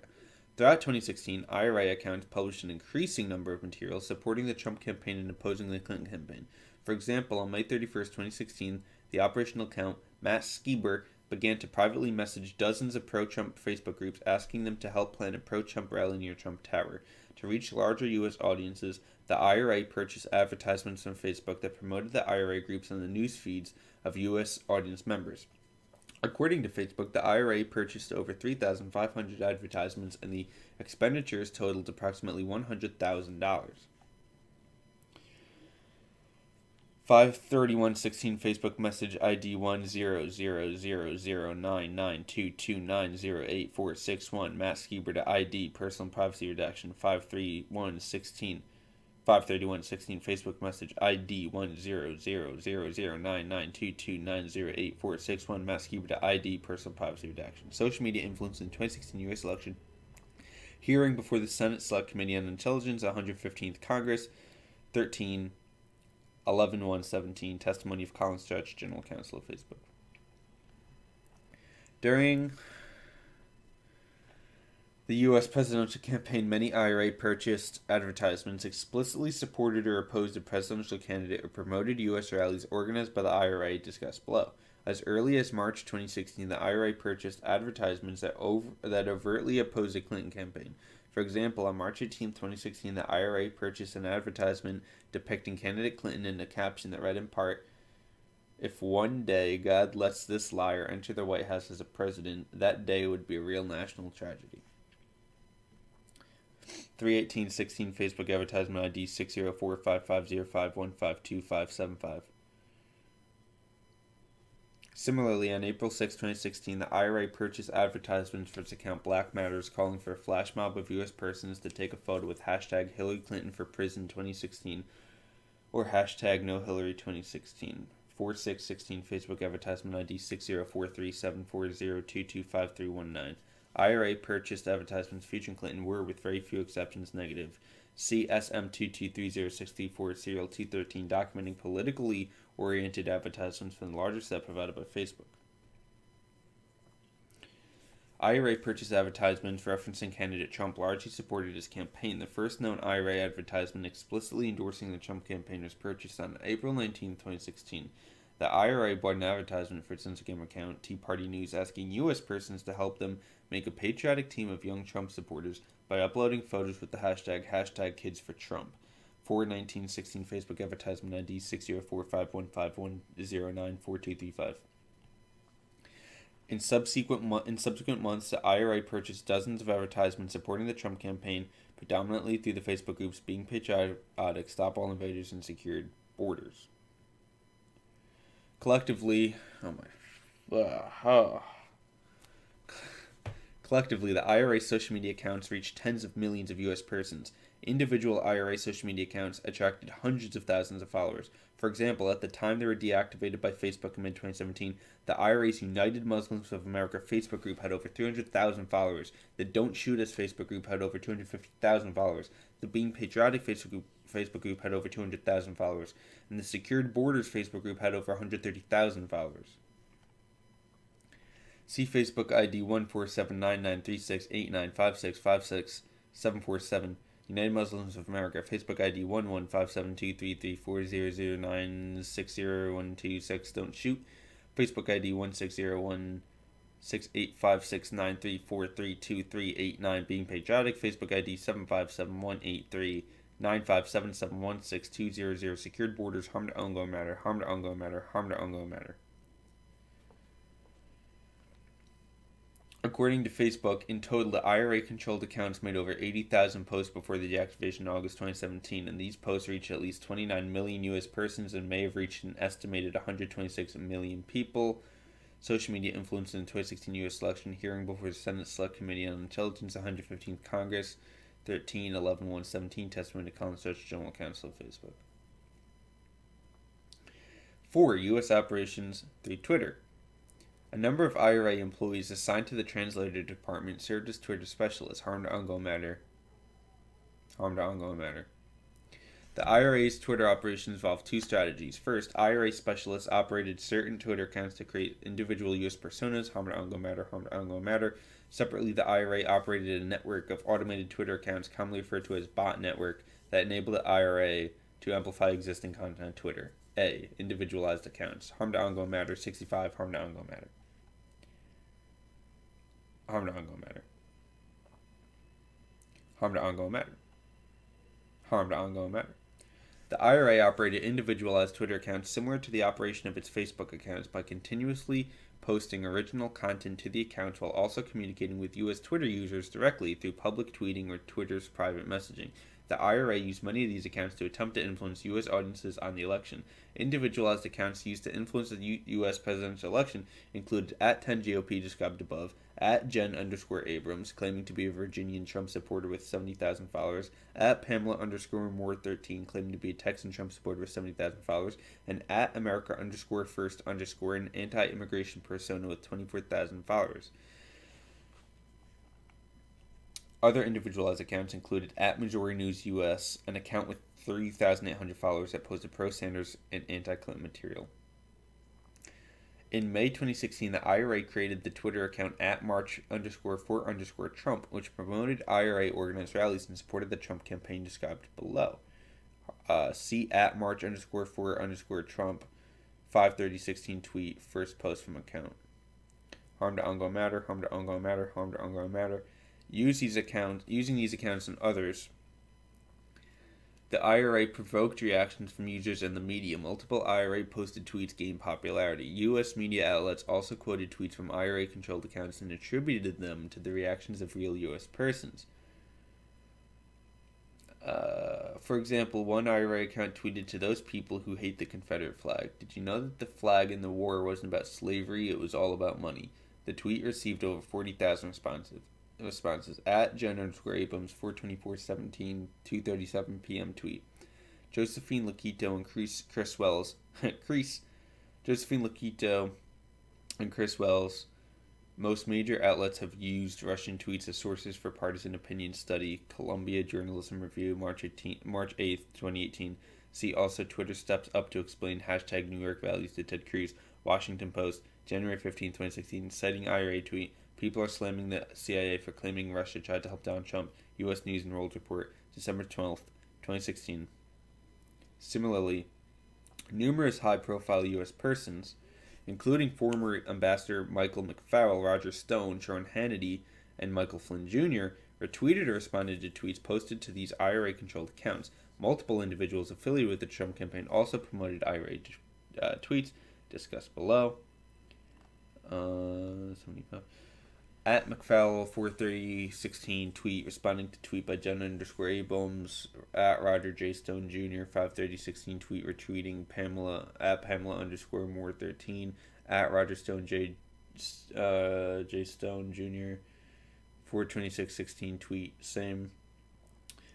at Sean Hannity 62117 tweet, retweeting at Pamela _more 13, at M Flynn Jr. 62217 tweet, RT at Jen _Abrams. This is what happens when you add the voice over of an old documentary about mental illness onto video of SJWs.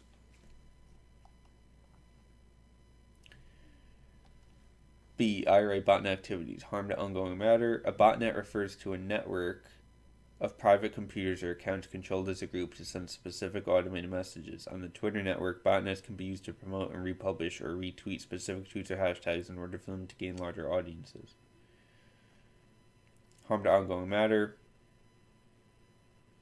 Harm to ongoing matter. Harm to ongoing matter. Harm to ongoing matter. In January 2018, Twitter publicly identified 3,814 Twitter accounts associated with the IRA. Eli Rosenberg Twitter to tell 677,000 users they were had by the Russians. Some signs show the problem continues. Washington Post, January 19, 2019. According to Twitter, in the 10 weeks before the 2016 U.S. presidential election, these accounts posted approximately 175,993 tweets, approximately 8.4% of which were election-related. Twitter update on Twitter's review of the 2016 U.S. election, updated January 31st, 2018. Twitter also reported identifying 50,258 automated accounts connected to the Russian government, which tweeted more than 1 million times in the 10 weeks before the elections. 1 million, dang. Twitter also announced that it had notified approximately 1.4 million people who Twitter believed may have been in contact with an IRA-controlled account. Twitter update on Twitter's review of the 2016 U.S. election, update January 31st, 2018. 5. U.S. operations involving political rallies. The IRA organized and promoted political rallies inside the United States while posing as U.S. grassroots activists. First, the IRA used one of its pre-existing social media personas, Facebook groups and Twitter accounts for example, to announce and promote the event. The IRA then sent a large number of direct messages to followers of its social media account asking them to attend the event. From those who responded with interest in attending, the IRA then sought a U.S. person to serve as the event's coordinator. In most cases, the IRA account operator would tell the U.S. person that they personally could not attend the event due to some pre-existing conflict or because they were somewhere else in the United States. 8/2016 Facebook message ID 1000992290846 mask keeper to ID personal privacy redaction. The IRA then further promoted the event by contacting U.S. media about the event and directing them to speak with the coordinator. CEG 7/21/16 email joshmilton024 at gmail.com to personal privacy. 7/21/16 email joshmilton024 at gmail.com to personal privacy.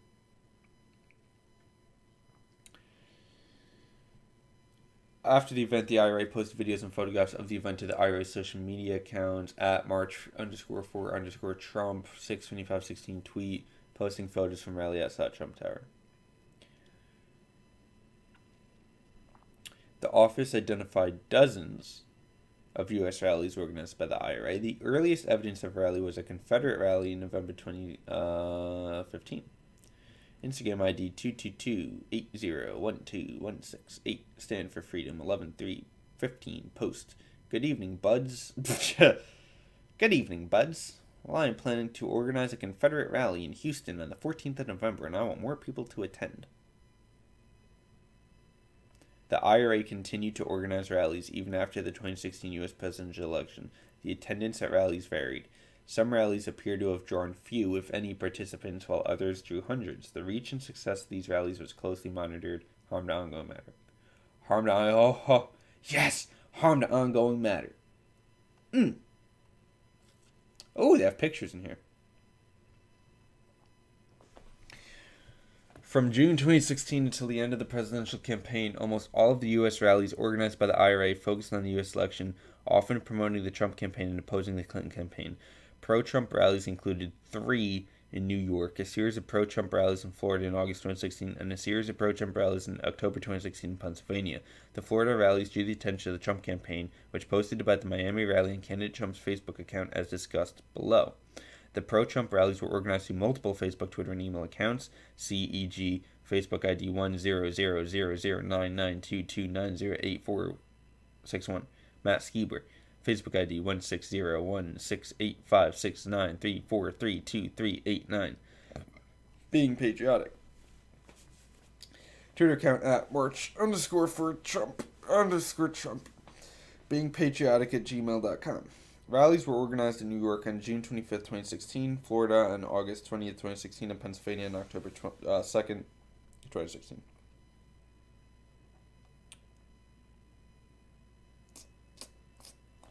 Many of the same IRA employees who oversaw the IRA social media accounts also conducted the day-to-day recruiting for political rallies inside the United States. Harm to ongoing matter, harm to ongoing matter. IRA posted for Pennsylvania rallies organized by the IRA. Boom. 6. Targeting and recruitment of U.S. persons. As early as 2014, the IRA instructed its employees to target U.S. persons who could be used to advance its operational goals. Initially, recruitment focused on U.S. persons who could amplify the content posted by the IRA, harm to ongoing matter, harm to ongoing matter, harm to ongoing matter. The IRA employees frequently used investigative technique, Twitter, Facebook, and Instagram to contact and recruit U.S. persons who followed the group. The IRA recruited U.S. persons from across the political spectrum. For example, the IRA targeted the family of personal privacy and a number of black social justice activists while posing as a grassroots group called Black Matters U.S. 311.6. Okay, listen. I can't keep doing these footnotes.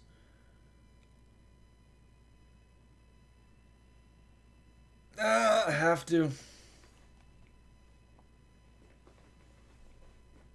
311.16 Facebook advertisement ID 60450782899285616 Facebook advertisement ID 6051652423528 102616 Facebook advertisement ID 6055238604687 102716 Facebook message ID personal privacy and ID 100011698576461 Taylor Brooks. In February 2017, the persona Black Fist, purporting to want to teach African Americans to protect themselves when contacted by law enforcement, hired a self-defense instructor in New York to offer classes sponsored by Black Fist. The IRA also recruited moderators of conservative social media groups to promote IRA-generated content. 8/19/16 Facebook message ID 10000992290864661 Matt Skiba ID PP personal privacy.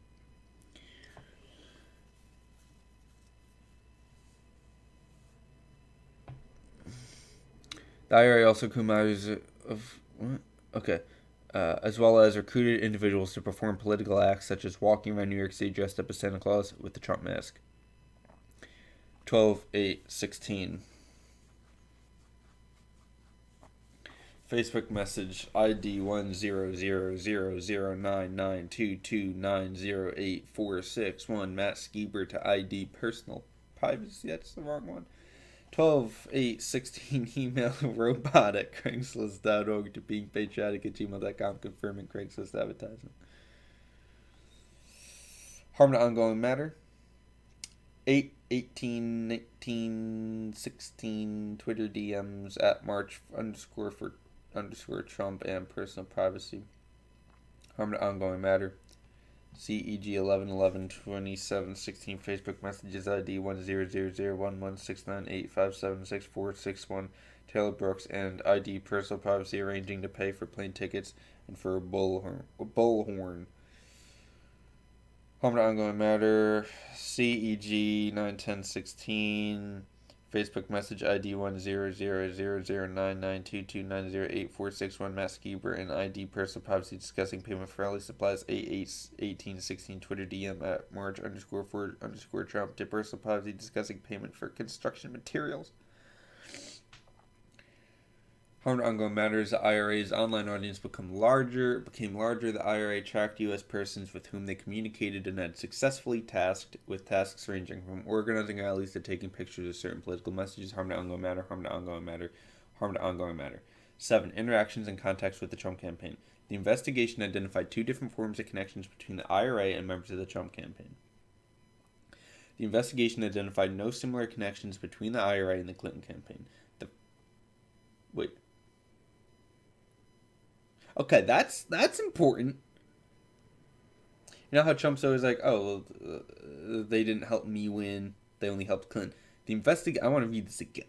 The investigation identified 2 different forms of connections between the IRA and members of the Trump campaign. The investigation identified no similar connections between the IRA and the Clinton campaign. Just saying. First, on multiple occasions, members and surrogates of the Trump campaign promoted, typically by linking, retweeting, or similar methods of reposting, pro-Trump or anti-Clinton content published by the IRA through IRA-controlled social media accounts. Additionally, in a few instances, IRA employees represented themselves as U.S. persons to communicate with members of the Trump campaign in an effort to seek assistance and coordination on IRA-organized political rallies inside the United States. A. Trump campaign promotion of IRA political materials. Among the U.S. leaders of public opinion targeted by the IRA were various members and surrogates of the Trump campaign. In total, Trump campaign affiliates promoted dozens of tweets, posts, and other political content created by the IRA. Posts from the IRA-controlled Twitter account at 10_GOP were cited or retweeted by multiple Trump campaign officials and surrogates, including Donald J. Trump Jr.,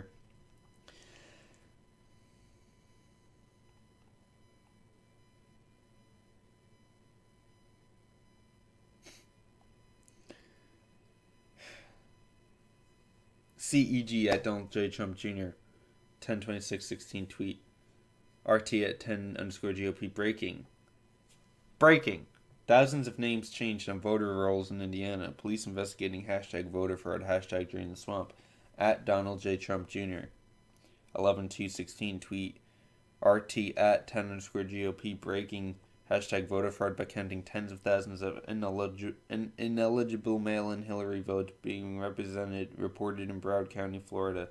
At Donald J. Trump Jr. 11/8/16 tweet. Retweet at 10_GOP. This vet passed away last month before he could vote for Trump. Here he is in his #MAGA hat, #voted, #election day. Trump Jr. retweeted additional at 10_GOP content subsequent to the election. Eric Trump, Kellyanne Conway, Brad Parscale, and Michael T. Flynn. These posts included allegations of voter fraud, as well as allegations that Secretary Clinton had mishandled classified information. I'll get to this. A November 7, 2016 post from the IRA-controlled Twitter account at Pamela_Moore13 was retweeted by Donald Trump Jr.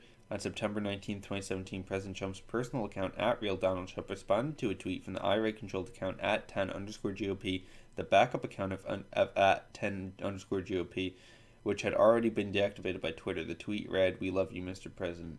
IRA employees monitored the reaction of the Trump campaign and later Trump administration officials to their tweets.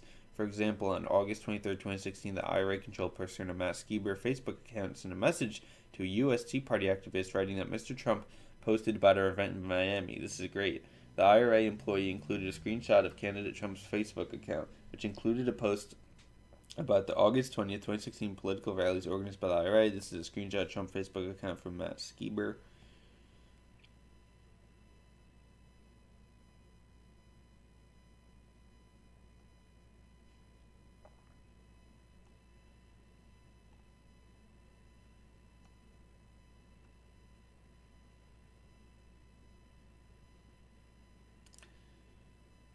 At Eric Trump, 10/2016 tweet. RT at 10_GOP breaking. Hillary shuts down press conference when asked about DNC operatives, corruption, and #voter fraud, #debate night, #Trump B. At Kellyanne Polls, 11/6/16 tweet. RT at 10_GOP. Mother of jail sailor. Hold Hillary to same standards as my son on classified info. #Hillary's email. #Wienergate.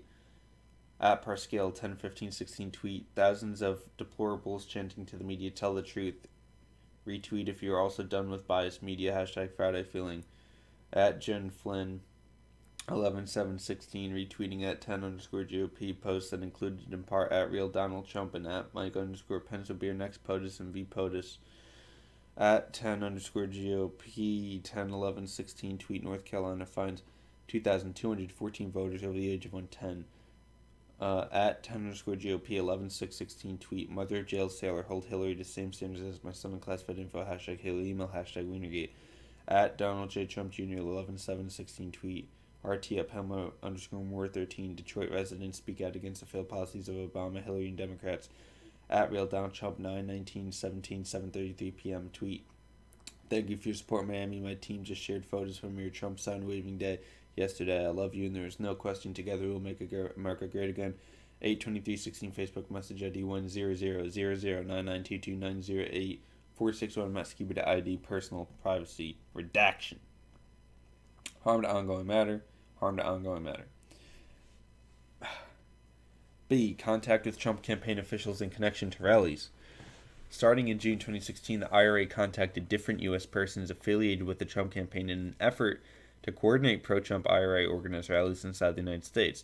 In all cases, the IRA contacted the campaign while claiming to be U.S. political activists working on behalf of a conservative grassroots organization. The IRA's contacts included requests for signs and other materials to use at rallies, as well as requests to promote the rallies and help coordinate logistics.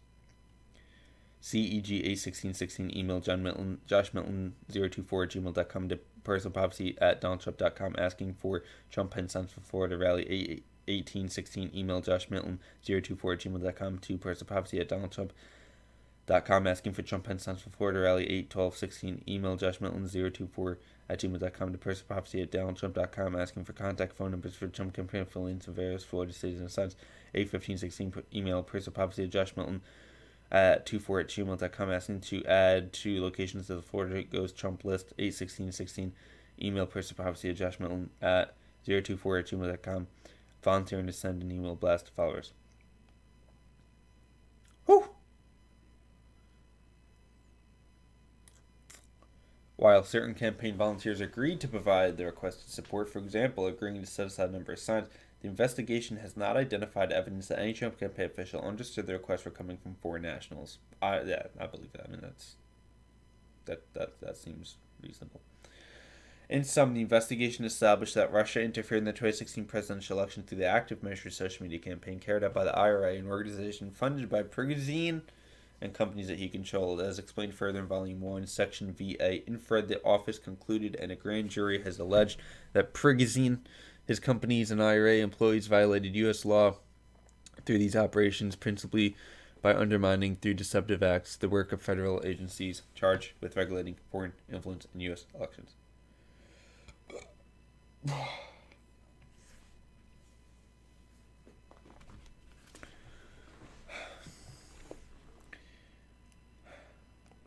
Okay, I'll do the title.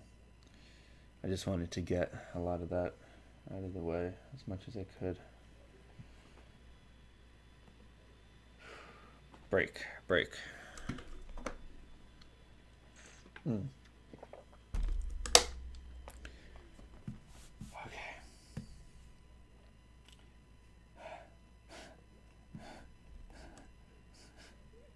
I can't do this. How do I do? What was your suggestion? Okay.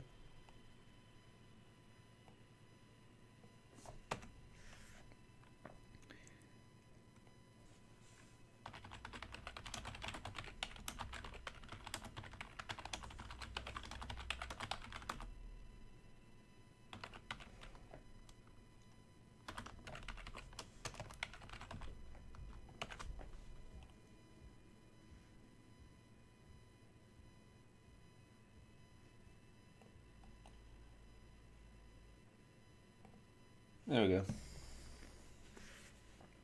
Thank you for the suggestion, Potato.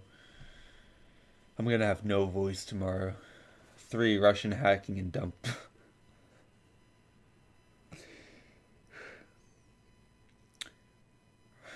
Russian hacking and dumping operations. Beginning in March 2016, units of the Russian Federation's main intelligence directorate of the General Staff, GRU, hacked the computers and email accounts of organizations, employees, and volunteers supporting the Clinton campaign, including the email account of campaign chairman John Podesta. Starting in April 2016, the GRU hacked into the computer networks of the Democratic Congressional Campaign Committee, DCCC, and the Democratic National Committee, DNC. The GRU targeted hundreds of email accounts used by Clinton campaign employees, advisors, and volunteers. In total, the GRU stole hundreds of thousands of documents from the compromised email accounts and networks. The GRU later released stolen Clinton campaign and DNC documents through online personas, DC Leaks, and Goosefoot 2.0, and later through the organization WikiLeaks. The release of the documents was designed in time to interfere with the 2016 U.S. presidential election and undermine the Clinton campaign. The Trump campaign showed interest in the WikiLeaks releases, and in the summer and fall of 2016, harmed our ongoing matter. After harmed our ongoing matter, WikiLeaks' first Clinton-related release harmed our ongoing matter. The Trump campaign stayed in contact harmed our ongoing matter about WikiLeaks activities. The investigation was unable to resolve harmed our ongoing matter. WikiLeaks' release of the stolen Podesta emails on October 7, 2016, the same day a video from years earlier was published of Trump using graphic language about women. A. GRU hacking directed at the Clinton campaign. 1. GRU units target the Clinton campaign. 2. Military units of the GRU carried out the computer intrusions into the Clinton campaign, DNC, and DCCC. Military units 26165 and 74455.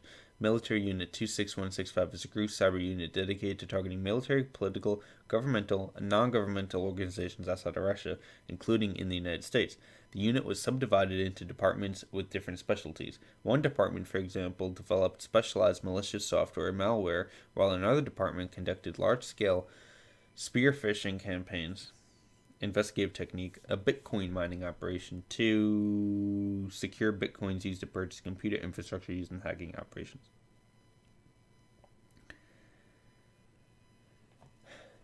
As discussed in Section 5 below, our office charged 12 GRU officers for crimes arising from the hacking of these computers, principally with conspiring to commit computer intrusions in violation of 18 U.S.C. 1030 and 371. See Volume 1, Section VB, and for indictment in United States v.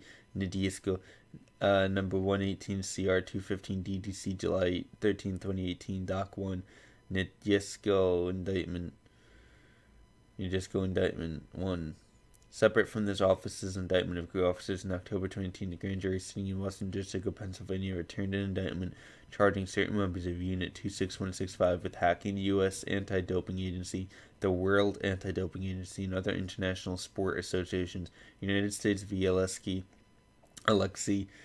Sergeyevich Morinets, number 18-263,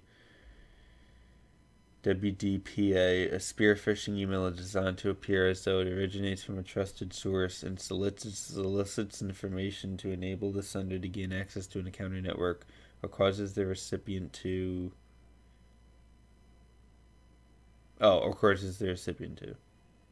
No. That just got cut off. To download malware that enables the sender to gain access to an account or network. Nitsko Indictment 10.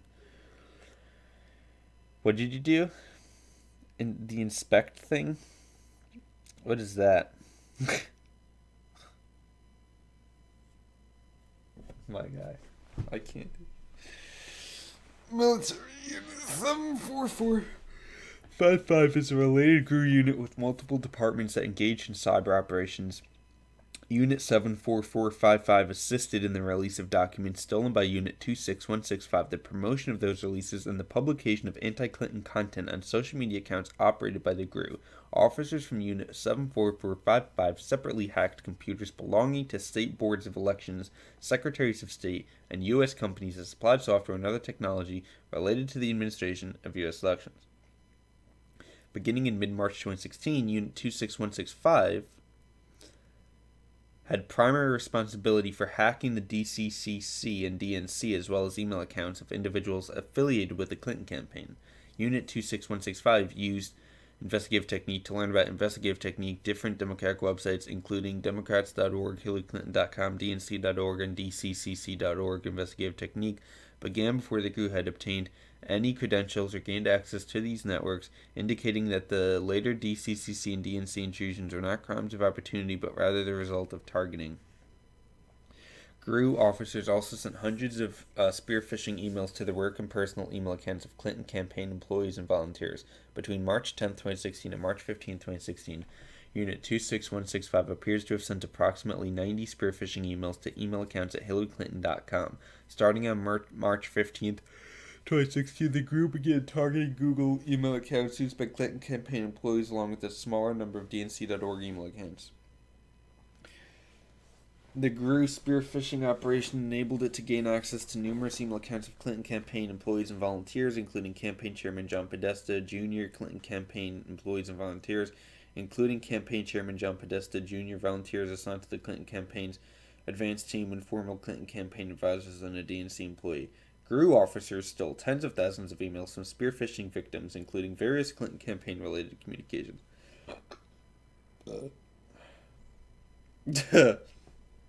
Oh, you did the thing where you inspect element. Yeah. I don't know how to do that either. But in high school, like, that was the thing. Like, everybody... Like, you were cool if you could do that, you know?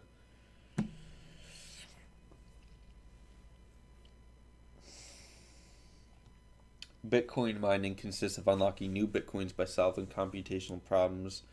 Investigative Technique kept its newly mined coins in an account on the Bitcoin exchange platform CEX.io. To make purchases, the GRU routed funds into other accounts. The transaction is designed to obscure the source of funds. Let's go indictment, 62699 CC CSM 25891050144 and 495. Investigative Technique.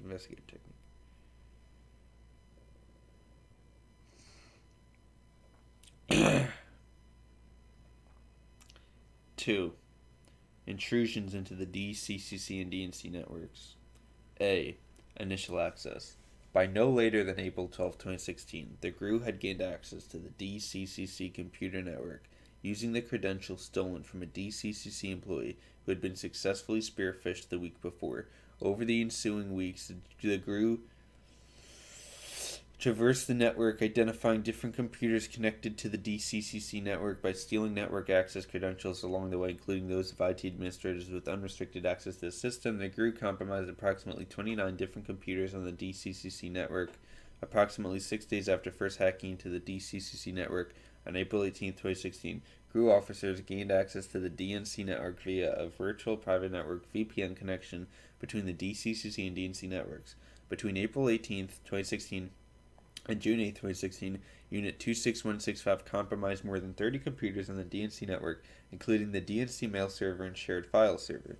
B. Implantation of malware in DCC and DNC networks.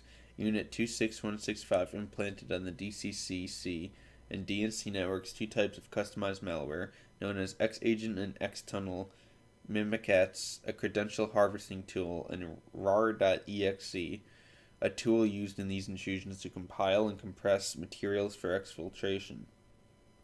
X-Agent was a multifunction hacking tool that allowed Unit 26165 to log keystrokes, take screenshots, and gather other data about the infected computers,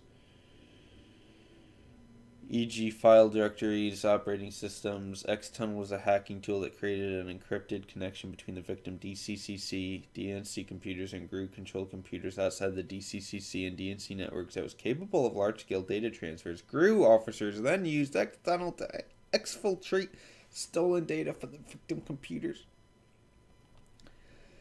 Rise and shine. Oh, I'm up. You don't gotta worry about me. I'm doing it. Investigative Technique. A VPN extends a private network allowing users to send and receive data across public networks such as the internet as if the connecting computer is directly connected to the private network. The VPN in this case had been created to give a small number of DCCC employees access to certain databases housed on the DNC network. Therefore, while the DCCC employees were outside the DNC's private network, they could access parts of the DNC network from the DCCC computers. Investigative Technique. SM2589105 hack 05. Investigative Technique. M-2589105 hack 05. Malware is short for malicious software. I never knew that. I just thought it was called malware. Yeah. Like it is, but I didn't know that's what it stood. I thought that was the word. I didn't think it was like stood for something. And here refers to software designed to allow a third party to infiltrate a computer without the consent or knowledge of the computer's user operator. Investigative technique, investigative technique. Mickey Mouse voice. Oh. If you're bored, you can use characters' voices. To operate X. Oh, I can't. My voice, like, it literally didn't work. I tried, though. To operate X-Agent and X-Tunnel on DCCC and DNC Networks Unit 26165, officers set up a group of computers outside those networks to communicate with the implanted malware. The first set of GRU-controlled computers, known by the GRU as middle servers, sent and received messages to and from malware and the DNC DCCC networks. The middle servers, in turn, relayed messages to a second set of GRU-controlled computers, labeled internally by the GRU as an AMS panel. The AMS panel investigative technique served as a nerve center through which GRU officers monitored and directed the malware's operations on the DNC DCCC networks. The AMS panel used to control X-Agent during the DCCC and DNC intrusions was housed on a leased computer located near Investigative Technique, Arizona. Investigative Technique. In connection with these intrusions, the GRU used computers, virtual private networks, dedicated servers operated by housing companies, etc., that it leased from third-party providers located all over the world. The investigation identified rental agreements and payments for computers located in inter alia investigative technique, all of which were used in these operations targeting the U.S. election NITSCO Indictment 25, NITSCO Indictment 24C, NITSCO Indictment 24B. If you haven't noticed, I just gave up on trying to pronounce the name the right way, and I just said NITSCO. Yeah, that's not the name, but it's how I'm saying. If I were you, I'll have a lot of different voices because how easily I am to get bored. Oh, trust me, I'm dying. But my voice, if I do an impression, like, I'm already going to lose my voice. Because if you think about it, I'm going to be reading for 24 hours straight. Or talking for 24 hours straight. Whew. The Arizona-based AMS panel also stored thousands of files containing keylogging sessions captured through X-Agent. These sessions were captured as GRU officers monitored DCCC and DNC employees' work on infected computers regularly between April 2016 and June 2016. Data captured in these keylogging sessions included passwords, internal communications between employees, banking information, and sensitive personal information. C. Theft of documents from DNC and DCCC networks. Officers from Unit 26165 stole thousands of documents from the DCCC and DNC networks, including significant amounts of data pertaining to the 2016 U.S. federal elections. Stolen documents included internal strategy documents, fundraising data, opposition research, and emails from the work inboxes of DNC employees. The group began stealing DCCC data shortly after it gained access to the network. On April 14, 2016, approximately 3 days after the initial intrusion, GRU officers downloaded RAR.exe onto the DCCC's document server. The following day, the GRU searched one compromised DCCC computer for files containing search terms that included Hillary, DNC, Cruz, and Trump. On April 25, 2016, the GRU collected and compressed PDF and Microsoft documents from folders on the DCCC's shared file server that pertained to the 2016 election. The GRU appears to have compressed and exfiltrated over 70 gigabytes of data from this file server. The GRU also stole documents from the DNC network shortly after gaining access. On April 22, 2016, the GRU copied files from the DNC network to GRU-controlled computers. Stolen documents include the DNC's opposition research into candidate Trump. Between approximately May 25, 2016 and June 1, 2016, GRU officers accessed the DNC's mail server from a GRU-controlled computer leased inside the United States. NITSCO Indictment investigative technique SM2589105 hack serial 5 investigative technique SM2589105 GJ serial 649. As part of its investigation, the FBI later received images of DNC servers and copies of relevant traffic logs. NITSCO Indictment 28 to 29. During these connections, Unit 26165 officers appear to have stolen thousands of emails and attachments, which were later released by WikiLeaks in July 2016. Jesus Christ. B. Dissemination of the hacked materials. Well, when I was a kid, I wanted to read a book to fall asleep, but I never managed to read a full point of one. That was the reason. 12-hour gap. I know. I know. Yeah. None of us thought that we would ever be here. You know, me and you. We didn't assume that this is where we would be today, and this is what we would be doing, and this is when we would be doing it. But yeah, this is content you never knew you needed. See, I provide content that you never asked for, but you don't complain about when you get.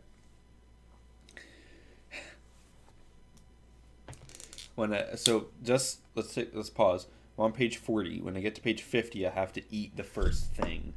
So in 10 pages, it's coming up. I have to eat a bowl of salt and vinegar chips, which I think are absolutely disgusting. I hate these things. I know some people, if you like the chips, you'll be like, this isn't a punishment. But for me, I can't stand them. And I gotta eat a whole bowl of them. So that's the first thing. And after that, it gets nastier and nastier and nastier. I am slowly going crazy. I'm glad it's not for nothing. I'm glad it's at least for an enjoyment and fun.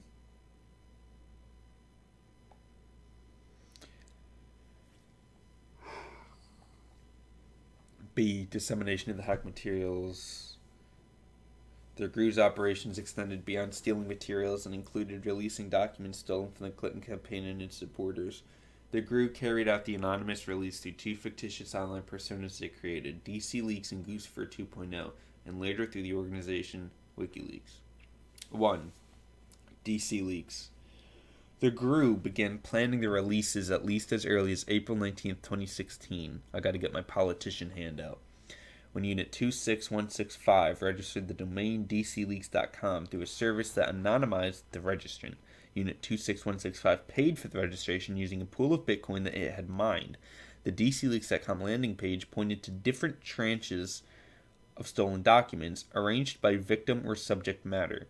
Other dcleaks.com pages contained indexes of the stolen emails that were being released, bearing the sender, recipient, and date of the email. To control access and the timing of releases, pages were sometimes password protected for a period of time and later made unrestricted to the public. Starting in June 2016, the group posted stolen documents onto the website dcleaks.com, including documents stolen from a number of individuals associated with the Clinton campaign. These documents appear to have originated from personal email accounts, in particular Google and Microsoft accounts, rather than the DNC and DCCC computer networks. DC Leaks victims included an advisor to the Clinton campaign, a former DNC employee and Clinton campaign employee, and 4 other campaign volunteers. The GRU released through dcleaks.com thousands of documents, including personal, identifying and financial information, internal correspondence related to the Clinton campaign, and prior political jobs and fundraising files and information. Natsko indictment. The last in-time DNC email released by WikiLeaks was dated May 25, 2016, the same period of time during which the group gained access to the DNC's email server. Natsko indictment 45, Natsko indictment 35. I don't know if I said this letter number 29. Approximately a week before the registration of DCLeaks.com, the same actors attempted to register the website electionleaks.com using the same domain registration service. Investigative technique CSM258910508180181. Natsko indictment 21A. Investigative technique CEG Internet Archive https://dcleaks.com/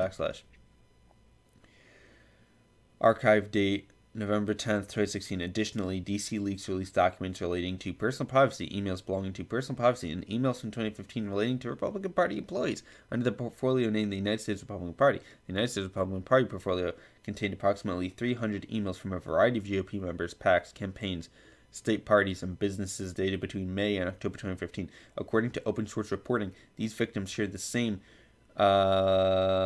Tennessee-based web hosting company called Smart Tech Corporation. William Bestone RNC email was, in fact, hacked by Russians. A smoking gun, December 13, 2016.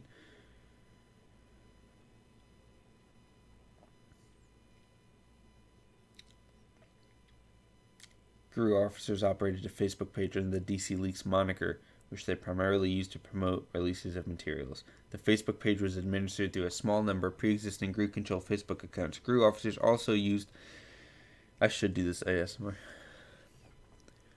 GRU officers also used the DC Leaks Facebook account, the Twitter account @DCLeaks_, and the email account dcleaksproject@gmail.com to communicate privately with reporters on other U.S. persons. Crew officers using the DC Leaks persona gave certain reporters early access to archives of leaked files by sending them links and passwords to pages on the DCLeaks.com website that had not yet become public.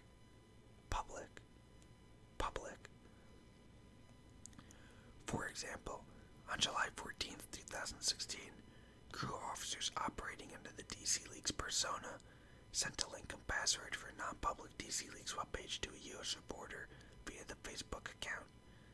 Similarly, on September 14th, 2016, crew officers sent reporters Twitter direct messages from @DCLeaks_ with the password to another non-public part of the DCLeaks.com website. The DCLeaks.com website remained operational and public until March 2017. 2. Gooseford 2.0. On June 14, 2016, the DNC and its cyber response team announced the breach of the DNC network and suspected theft of DNC documents. In the statements, the cyber response team alleged that Russian state-sponsored actors, which they referred to as Fancy Bear,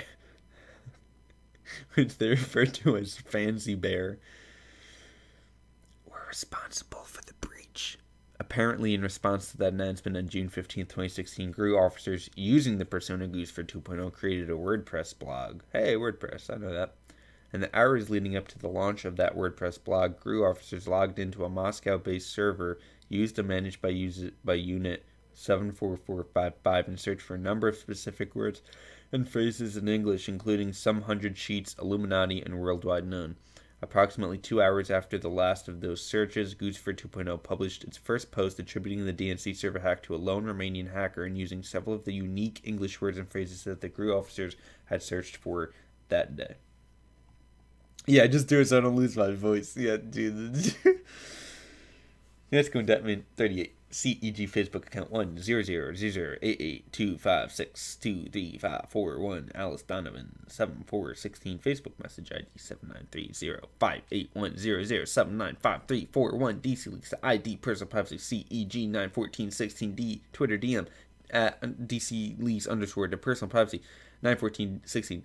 Twitter DM DC Leaks _ to personal privacy. The message reads, hi, https://t.co/qtvkuj_qcox pass kvfsg %*14 at gpgu and amp enjoy with the winky emoji.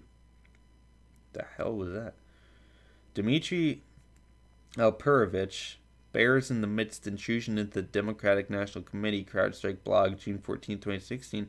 CrowdStrike updated its post after the June 15, 2016 post by Gooseford 2.0 claiming responsibility for the intrusion. Its go indictment 4142. That same day, June 15, 2016, the GRU also used the Gooseford 2.0 WordPress blog to begin releasing to the public documents stolen from the DNC and DCCC computer networks.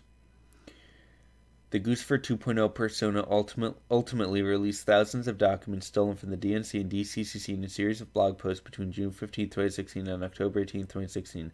Released documents included opposition research performed by the DNC, including a memorandum analyzing potential criticisms of candidate Trump, internal policy documents such as recommendations on how to address politically sensitive issues, analyses of specific congressional races, and fundraising documents. Releases were organized around thematic issues such as specific states, e.g. Florida and Pennsylvania, that were perceived as competitive in the 2016 U.S. presidential election. Beginning in late June 2016, the GRU also used a Gooseford 2.0 persona to release documents directly to reporters and other interested individuals. Specifically, on June 27, 2016, Gooseford 2.0 sent an email to the news outlet The Smoke and Gun, offering to provide exclusive access to some leaked emails linked to Hillary Clinton's staff.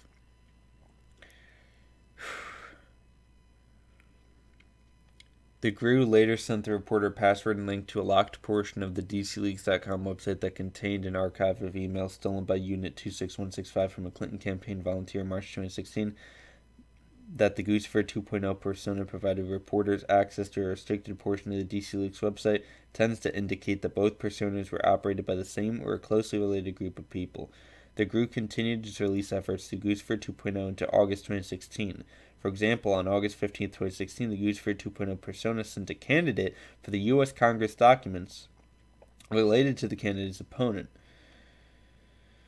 On August 22nd, 2016, the Guccifer 2.0 persona transferred approximately 2.5 gigabytes of Florida-related data stolen from the DCCC to a U.S. blogger covering Florida politics.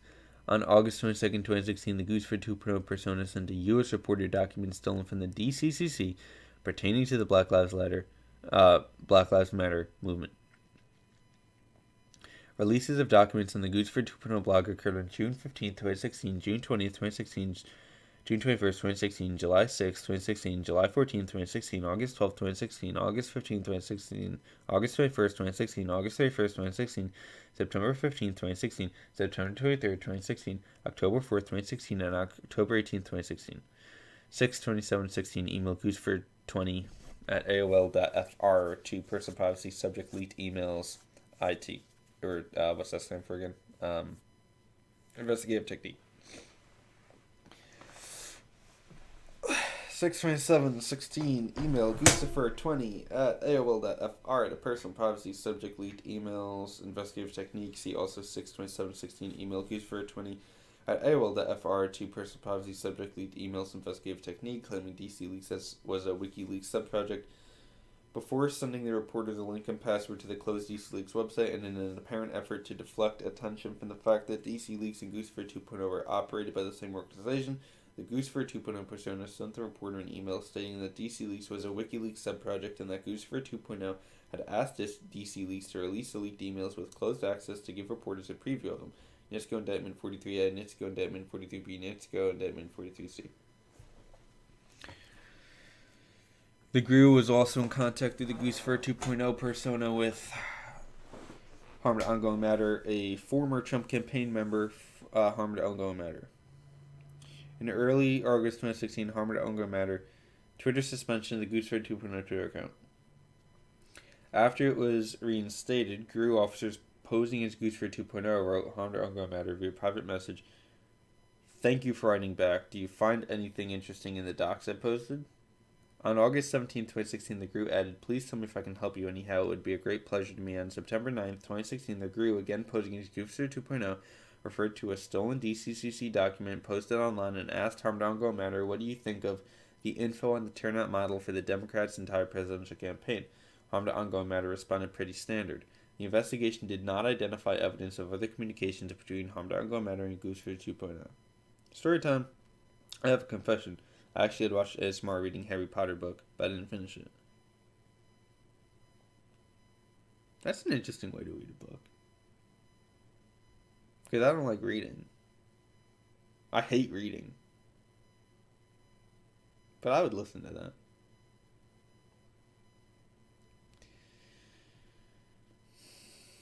Three, use of WikiLeaks. In order to expand its interference in the 2016 U.S. presidential election, the GRU units transferred many of the documents they stole from the DNC and the chairman of the Clinton campaign to WikiLeaks. GRU officers used both the DC Leaks and Guccifer 2.0 personas to communicate with WikiLeaks through Twitter private messaging and through encrypted channels, including possibly through WikiLeaks' private communication system.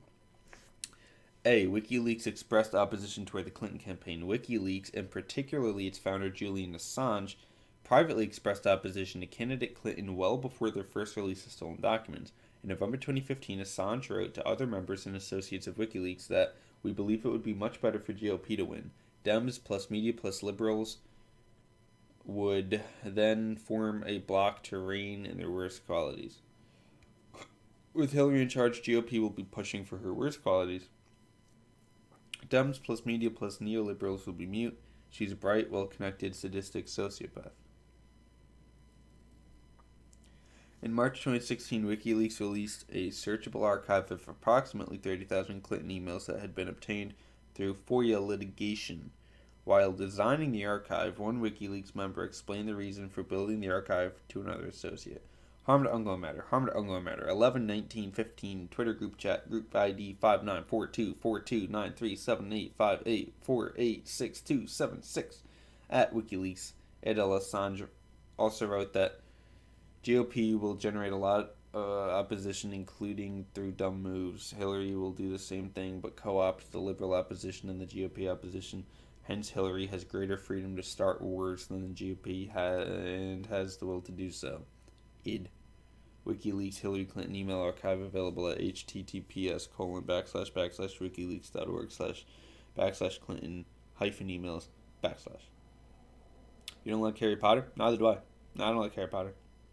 I don't dislike Harry Potter, but I don't like it. I would never read the books. They're too long. And the movies just, I don't know, they're not my thing. I saw like one of them. I don't know. They're alright. We want this repository to become the place to search for background in Hillary's plotting at the State Department during 2009 to 2013. Firstly, because it's useful and will annoy Hillary, but secondly, because we want to be seen to be a resource/player in the U.S. election, because it may encourage people to send us even more important leaks. B. WikiLeaks' first contact with Guccifer 2.0 and DC Leaks. Shortly after the GRU's first release of stolen documents through DCLeaks.com in June 2016, GRU officers also used the DCLeaks persona to contact WikiLeaks about possible coordination in the future release of stolen emails. On June 14, 2016, at DCLeaks_ sent a direct message to @WikiLeaks noting, "You announced your organization was preparing to publish more Hillary's emails. We are ready to support you. We have some sensitive information too, in particular her financial documents. Let's do it together. What do you think about publishing her info at the same moment? Thank you. Investigative technique." Around the same time, WikiLeaks initiated communications with the GRU persona Guccifer 2.0 shortly after it was used to release documents stolen from the DNC. On June 22, 2016, 7 days after Guccifer 2.0's first releases of stolen DNC documents, WikiLeaks used Twitter's direct message function to contact the Guccifer 2.0 Twitter account and suggest that Guccifer 2.0 send any new material stolen from the DNC here for us to review, and it will have a much higher impact than what you are doing. On July 6, 2016, WikiLeaks again contacted Guccifer 2.0 through Twitter's private messaging function, writing, "If we have anything Hillary related, we want it in the next 2 days, preferable, because the DNC is approaching and she will solidify Bernie supporters behind her after."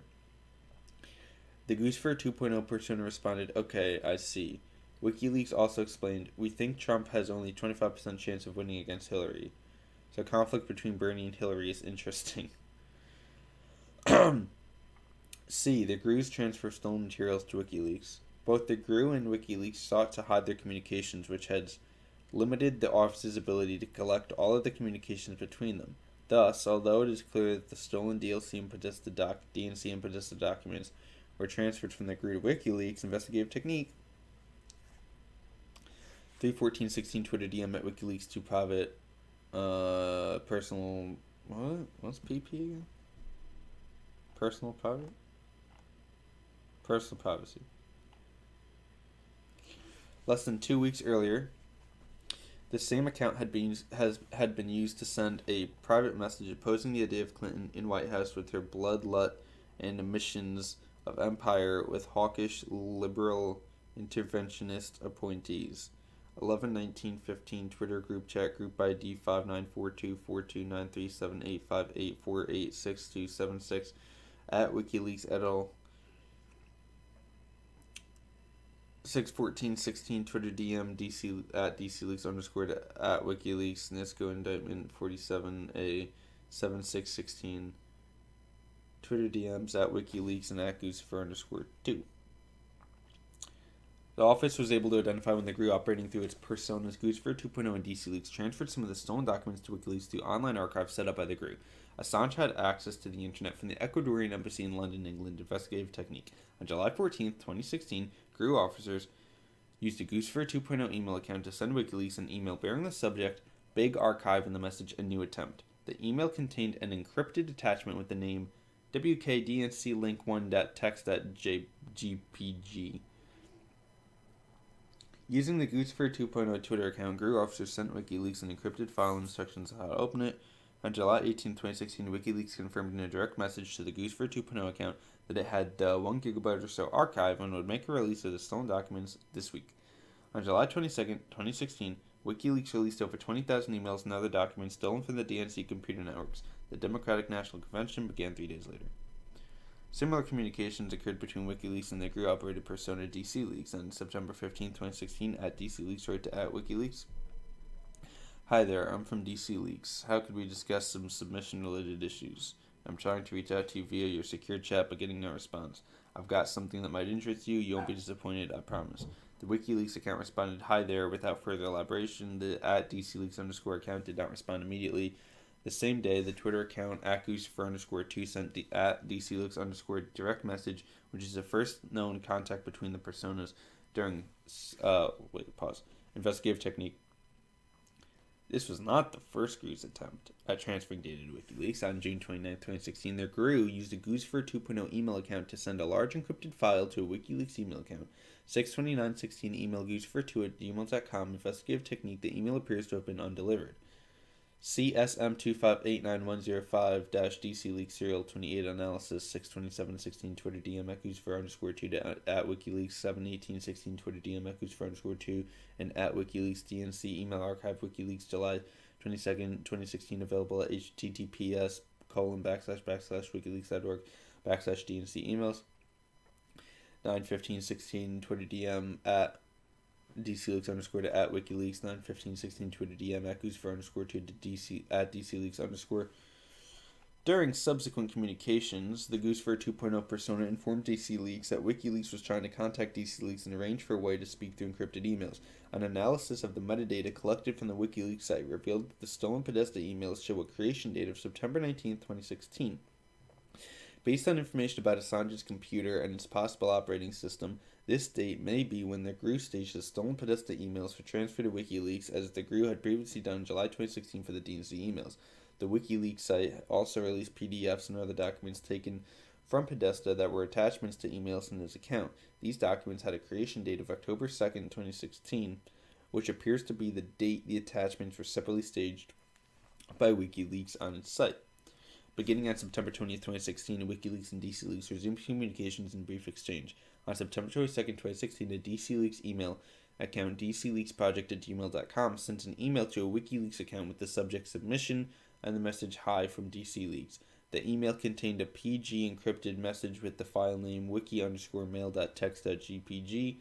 Investigative technique. The email, however, bears a number of similarities to the July 14th, 2016 email, in which GRU officers used a Goosefer 2.0 persona to give WikiLeaks access to the archives of DNC files. On September 22nd, 2016, the same day of DC Leaks' email to WikiLeaks, the Twitter account @DCLeaks_ sent a single message to @WikiLeaks with a string of characters. Investigative technique. The office cannot rule out that stolen documents were transferred to WikiLeaks through intermediaries who visited during the summer 2016.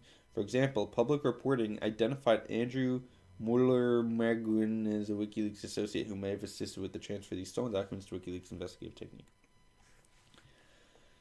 CSM2589105-DC Leaks Serial 28 9/15/16 Twitter DM @Goosefer_2 and @WikiLeaks CSM2284941 Serials 63 and 64 Investigative technique. At the time, certain Apple operating systems used a setting that left a downloaded file's creation date the same as the creation date shown on the host computer. This would explain why the creation date on WikiLeaks' version of the files was still September 19, 2016. CSM2284941 Serial 62 Investigative technique. When WikiLeaks saved attachments separately from the stolen emails, its computer system appears to have treated each attachment as a new file and given it a new creation date. CSM2284941 Serial 63 and 64 C92216 Email DCLeaksProject@gmail.com. Investigative technique. Ellen Nakashima et al., a German hacker, offers a real look inside the secretive world of journalist Sandra WikiLeaks, Washington Post, January 17, 2018. Come on, give me some redactions. Okay, we're almost to 50. Investigative technique. On October 7th, 2016, WikiLeaks released the first email stolen from the Podesta email account. In total, WikiLeaks released 33 tranches of stolen emails between October 7th, 2016 and November 7th, 2016. The releases included private speeches given by Clinton, internal communications between Podesta and other high-ranking members of the Clinton campaign, and correspondence related to the Clinton Foundation. In total, WikiLeaks released over 50,000 documents stolen from Podesta's personal email account. The last in time email released from Podesta's account was dated March 21st, 2016, 2 days after Podesta received a spear phishing email sent by the group. D. WikiLeaks statements dissembling about the source of stolen materials. As reports attributing the DNC and DCCC hacks to the Russian government emerged, WikiLeaks and Assange made several public statements apparently designed to obscure the source of the materials that WikiLeaks was releasing. The file transfer evidence described above and other information uncovered during the investigation discredit WikiLeaks' claims about the source of material that it posted. Beginning in the summer of 2016, Assange and WikiLeaks made a number of statements about Seth Rich, a former DNC staff member who was killed in July 2016. The statements about Rich implied falsely that he had been the source of the stolen DNC emails. On August 9, 2016, the @WikiLeaks Twitter account posted, "Announce. WikiLeaks has decided to issue a US $20,000 US reward for information leading to conviction for the murder of DNC staffer Seth Rich." Likewise, on August 25th, 2016, Assange was asked in an interview, "Why are you so interested in Seth Rich's killer?" and responded, "We're very interested in anything that might be a threat to alleged WikiLeaks sources." The interviewer responded to Assange's statement by commenting, "I know you don't want to reveal your source, but it certainly sounds like you're suggesting a man who leaked information to WikiLeaks was then murdered."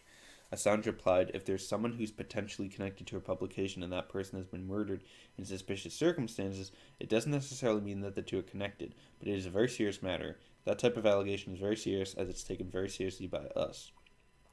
Investigative technique, personal prophecy, NISCO indictment 483 at WikiLeaks 8/9/16 tweet.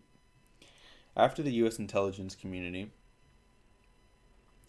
publicly announced its assessment that Russia was behind the hacking operation, Assange continued to deny that the Clinton materials released by WikiLeaks had come from Russian hacking. According to media reports, Assange told a U.S. congressman that the DNC hack was an inside job and purported to have physical proof that Russians did not give materials to Assange. C. Additional GRU cyber operations. While releasing the stolen emails and documents to DC Leaks, Goosefer 2.0, and WikiLeaks, GRU officers continued to target and hack victims linked to the Democratic campaign and eventually to target entities responsible for election administration in several states. 1. Summer and fall 2016 operations targeting Democrat-linked victims. On July 27, 2016, Unit 26165 targeted email accounts connected to candidate Clinton's personal privacy. Earlier that day, candidate Trump made public statements that include the following. "Russia, if you're listening, I hope you're able to find the 30,000 emails that are missing. I think you'll probably be rewarded mightily by our press." The 30,000 emails were apparently a reference to emails described in media accounts as having been stored in a personal server that candidate Clinton had used while serving as Secretary of State. Within approximately 5 hours of Trump's statement, GRU officers targeted for the first time Clinton's personal office. After candidate Trump's remarks, Unit 26165 crafted and sent malicious links targeting 15 email accounts at the domain personal privacy, including an email account belonging to Clinton aide personal privacy. The investigation did not find evidence of earlier GRU attempts to compromise accounts hosted on this domain. It is unclear how the GRU was able to identify these email accounts, which were not public. Until 26165, officers also hacked into a DNC account on a cloud computing service personal privacy. On September 20th, 2016, the GRU began to generate copies of the DNC data using personal privacy function designed to allow users to produce backups of databases referred to personal privacy as snapshots. The GRU then stole those snapshots by moving them to personal privacy account that they controlled. From there, the copies were moved to GRU-controlled computers. So GRU stole approximately 300 gigabytes of data from the DNC cloud-based account. C. Assange murdered DNC staffer was potential WikiLeaks source. Fox News, August 25th, 2016, containing video of Assange interview by Megyn Kelly. M. Raju and Z. Cohen A GOP congressman's lonely quest defending Julian Assange, CNN, May 23rd, 2018. Donald Trump on Russian and missing Hillary Clinton emails. YouTube channel, C-SPAN, posted 7/27/16, available at https://www.youtube.com/watch, fee equals 3kx G8UJUSWU, starting at 41 seconds. Investigative technique. Here we go. After this page, I have to do the first thing, which at this point I'm so hungry, I'm looking forward to it, because I get to eat. The GRU then stole those snapshots by moving them to personal privacy account that they controlled. From there, the copies were moved to GRU-controlled computers. The GRU stole approximately 300 gigabytes of data from the DNC cloud-based account. Intrusions targeting the administration of U.S. elections. In addition to targeting individuals involved in the Clinton campaign, GRU officers also targeted individuals and entities involved in the administration of the elections. Victims included U.S. state and local entities such as state boards of elections, ESPOs, secretaries of state and county governments, as well as individuals who worked for those entities.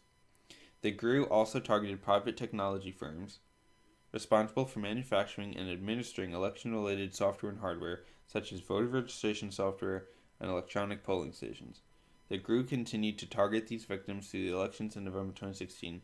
While the investigation identified evidence that the GRU targeted these individuals and entities, the office did not investigate further. The office did not, for instance, obtain or examine servers or other relevant items belonging to these victims. The office understands that the FBI, the U.S. Department of Homeland Security, and the states have separately investigated that activity. By at least the summer of 2016, GRU officers sought access to state and local computer networks by exploiting known software vulnerabilities on websites of state and local governmental entities. GRU officers, for example, targeted state and local databases of registered voters using a technique known as SQL injection, by which malicious code was sent to the state or local website in order to run commands such as exfiltrating the database contents. In one instance, in approximately June 2016, the GRU compromised the computer network of the Illinois State Board of Elections by exploiting a vulnerability in ESPO's website. The GRU then gained access to a database containing information on millions of registered Illinois voters and extracted data related to thousands of U.S. voters before the malicious activity was identified. GRU officers' investigative techniques scanned state and local websites for vulnerabilities. For example, over a 2-day period in July 2016, GRU officers' investigative technique for vulnerabilities on websites of more than 24 states. Investigative technique. NITSCO indictment, see also SM2589105, hack, serial 29, investigative technique, NITSCO indictment 69, NITSCO indictment 69, investigative technique, investigative technique, investigative technique, investigative technique. Page 50. Let's bust out the chips. Oh man, I also have to stand up. Ooh. Oh. Oh. Oh.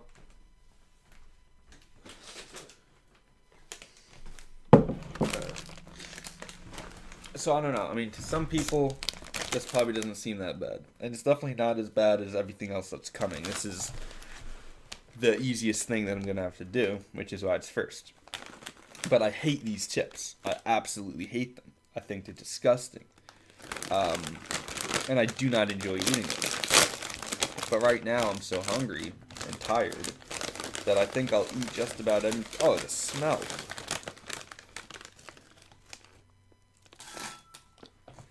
I have to eat a whole bowl.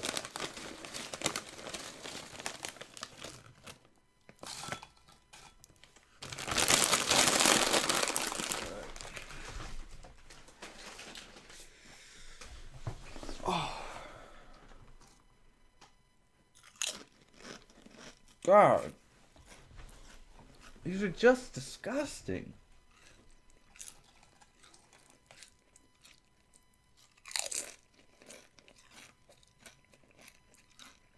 I hate to break it to you. It's been 3 hours, almost.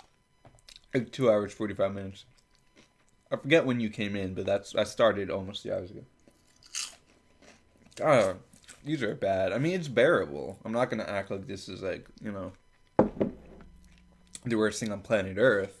And I'm sure after I eat a few, I'll get used to them.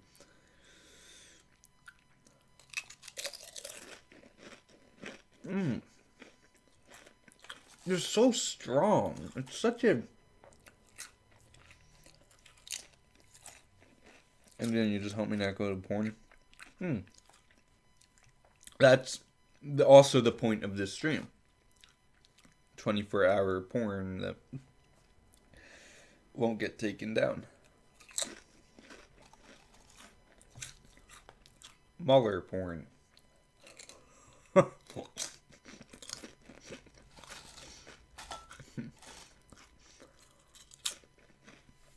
Do you like salt and vinegar chips? Because I don't.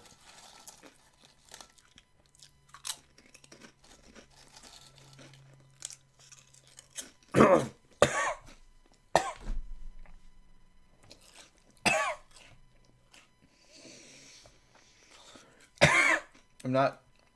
Oh, God. You just woke up, Steven. Good morning. You're reading the Mueller report. The way this works, Steven, is every 50 pages, I have a list of things, like gross things that I have to eat. So we just got to page 50. And the first thing is Lay's salt and vinegar chips, which I despise, and I have to eat a whole bowl of them, and I'm doing that now.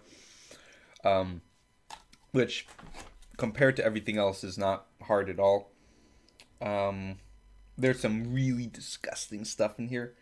So yeah, every 50 pages, I gotta do one of those. You're about to sleep? No, you're not. You're staying up for at least another 5 hours, potato.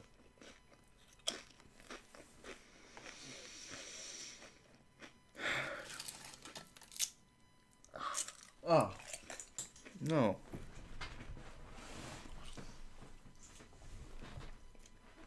I'll eat it.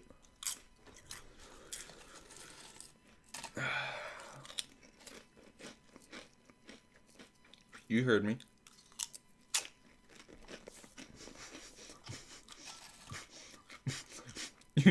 You're not going to bed yet.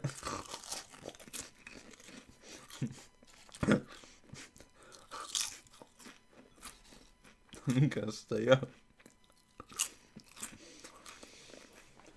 Oh. You said you're about to sleep. You're not allowed to go to bed yet. I'm not allowing it. If I have to be up,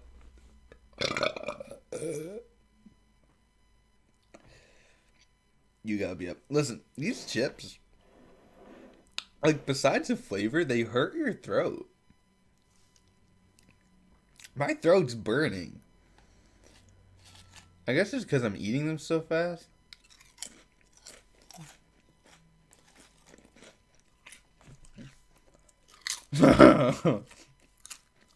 Love you too, buddy.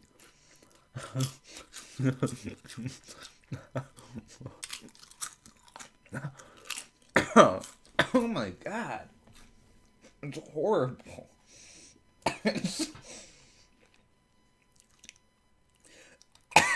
Like, it really actually... No, it's not the salt.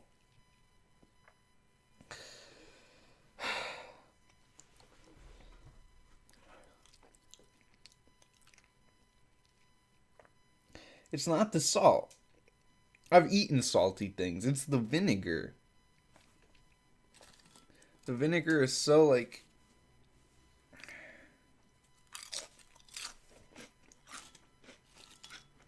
I always like the name Noah Fence. Noah, last name Fence. And it's like, no offense. I've always thought that one was fun. You know, like, I don't think I'm gonna survive this.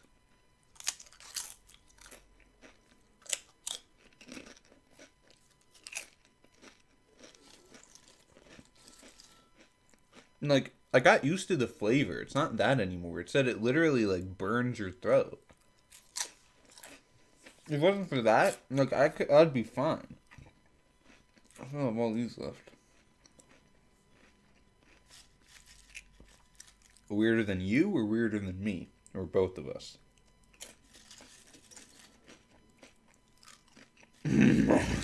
Shut up. Potato Toe's a weirder name.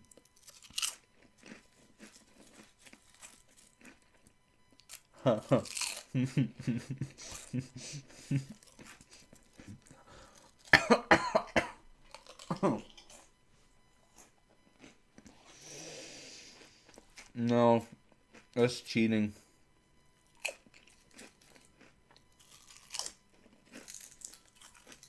Here we go. I do know basic eating. This is not basic eating, though.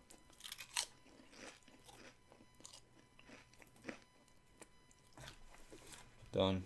There we go. Alright.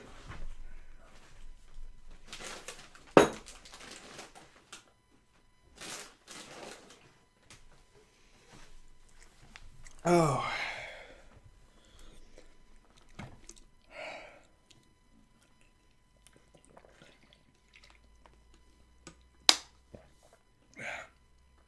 Some of the things that are coming up. What the hell?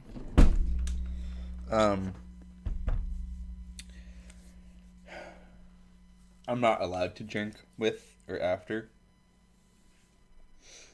I just sort of made that rule for myself.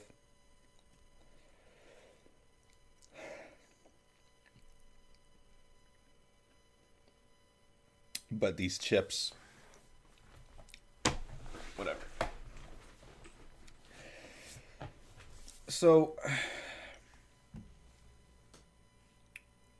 good. I see a lot of black. Oh, good. Oh, now we got grand jury coming in. We got a new character. So that was like season 1. The first 50 pages of season 1. Now, oh, perfect. Oh, this is so nice. Oh. You know when everyone was mad at Barr for redacting so much?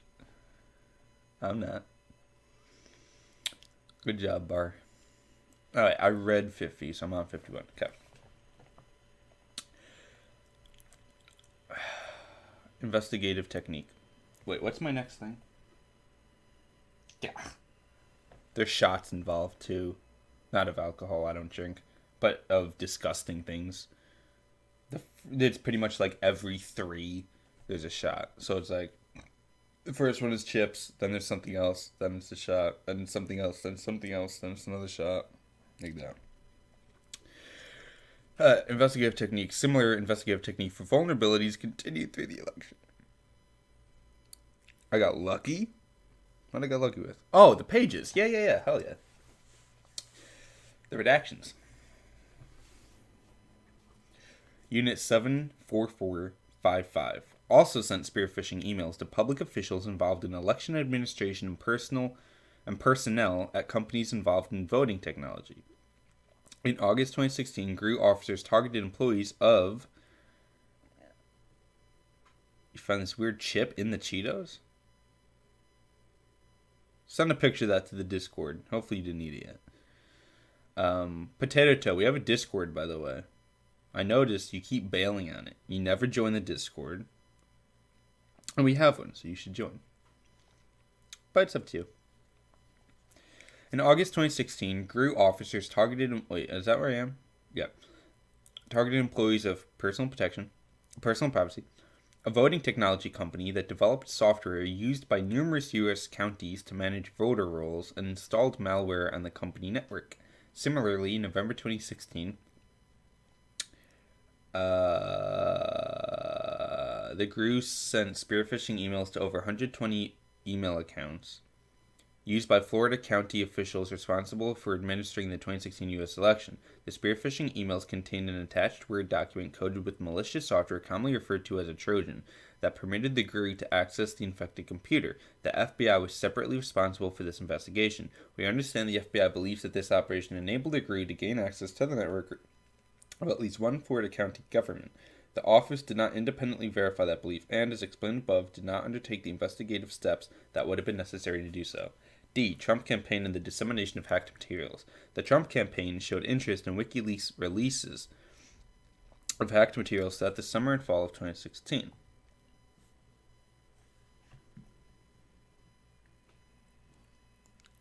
Harm to ongoing matter. Harm to ongoing matter. A background. Harm to ongoing matter. Nantico indictment 76. Investigative technique. Investigative technique. Oh, that's good. That's responsible of you, Potato. I appreciate that. I respect that. It's on Discord. Let me just look at this really quick. Yeah, I would not eat that. I would ignore that. I would ignore the presence of that. Lure you to use Discord. It's free. There's a lot of people. There's me, Steven, 2 other folks. You would just add to the party, so. Still not buying it? Well, Steven, you're going to have to convince him because I got to keep reading this Mueller report. Or else we're all going to be here until 5 days from now and still be on page 70. B. Contacts with the campaign about WikiLeaks. Harm to ongoing matter. Harm to ongoing matter. On June 12, 2016, Assange claimed in a televised interview to have emails relating to Hillary Clinton which are pending publication but provided no additional context. In debriefings with the office, former Deputy Campaign Chairman Rick Gates said that harm to ongoing matter. Harm to ongoing matter. Gates recalled candidate Trump being generally frustrated that Clinton emails had not been found. Paul Manafort, who would later become campaign chairman, harm to ongoing matter, harm to ongoing matter, harm to ongoing matter. See Mahita Gujanan, Julian Assange, time, DNC, email release for Democratic Convention, time, July 27, 2016, quoting the June 12, 2016 television interview. In February 2018, Gates pleaded guilty pursuant to a plea agreement to a superseding criminal information charging him with conspiring to defraud and commit multiple offenses, i.e. tax fraud, failure to report foreign bank accounts, and acting as an unregistered agent of a foreign principal against the United States, as well as making false statements to our office, superseding criminal information, United States v. Richard W. Gates III, 117 CR 201 DDC, February 23, 2018, Doc 195, Gates superseding criminal information plea agreement, United States v. Richard W. Gates III, 117 CR 201 DDC, February 23, 2018, Doc 205, Gates plea agreement. Gates has provided information and in-court testimony that the office has deemed to be reliable.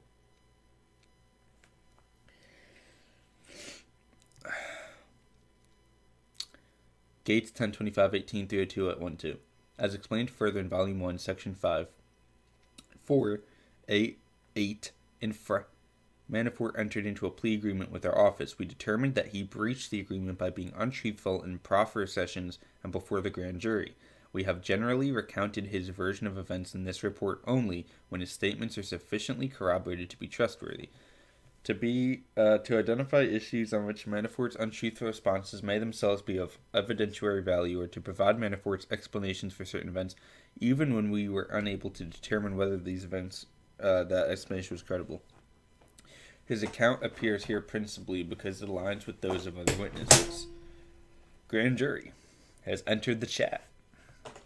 Michael Cohen, former executive vice president of the Trump Organization and special counsel to Donald J. Trump, told office that he recalled an incident in which he was in candidate Trump's office in Trump Tower. Harm to ongoing matter, harm to ongoing matter. Cohen further told the office that after WikiLeaks' subsequent release of stolen DNC emails in July 2016, candidate Trump said to Cohen something to the effect of harm to ongoing matter. Harm to ongoing matter.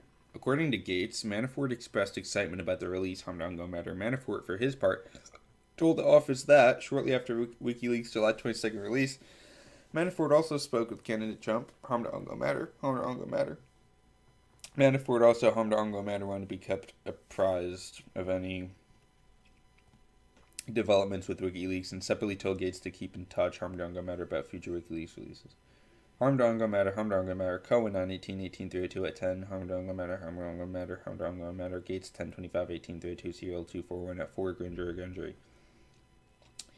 According to Gates, by the late summer of 2016, the Trump campaign was planning a press strategy, a communications campaign, and messaging based on the possible release of Clinton emails by WikiLeaks.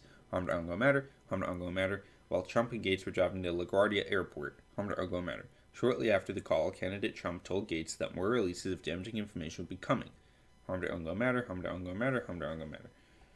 Corsi is an author who holds a doctorate in political science. In 2016, Corsi also worked for the media outlet WorldNet Daily, WND, harm to ongoing matter, grand jury, Gates 410-18302 at 3. Gates 411-18302 at 1-2, SM 2180998, Gates 1025-18302 at 2, harm to ongoing matter, Gates 1025-18302, CL 241 at 4, harm to ongoing matter, harm to ongoing matter. Corsi first rose to public prominence in August 2004 when he published his book Unfit for Command, Swift Boat Veterans Speak Out Against John Kerry. In the 2008 election cycle, Corsi gained prominence for being a leading proponent of the allegation that Barack Obama was not born in the United States. Corsi told the office that Donald Trump expressed interest in his writings and that he spoke with Trump on the phone on at least 6 occasions. Corsi 9-6-18-302 at 3. Corsi 10-13-18-302 at 2. Grand jury, Corsi was first interviewed on September 6, 2018 at the special counsel's offices in Washington, D.C. He was accompanied by counsel throughout the interview. Corsi was subsequently interviewed on September 17, 2018, September 21, 2018, October 31, 2018, November 1, 2018, and November 2, 2018. Counsel was present for all interviews, and the interviews beginning on September 21, 2018 were conducted pursuant to a proffer agreement that precluded affirmative use of statements against him in limited circumstances.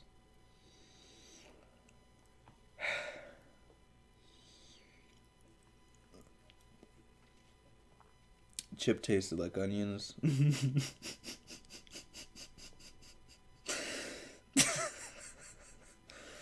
Alex, ongoing matter, this photo.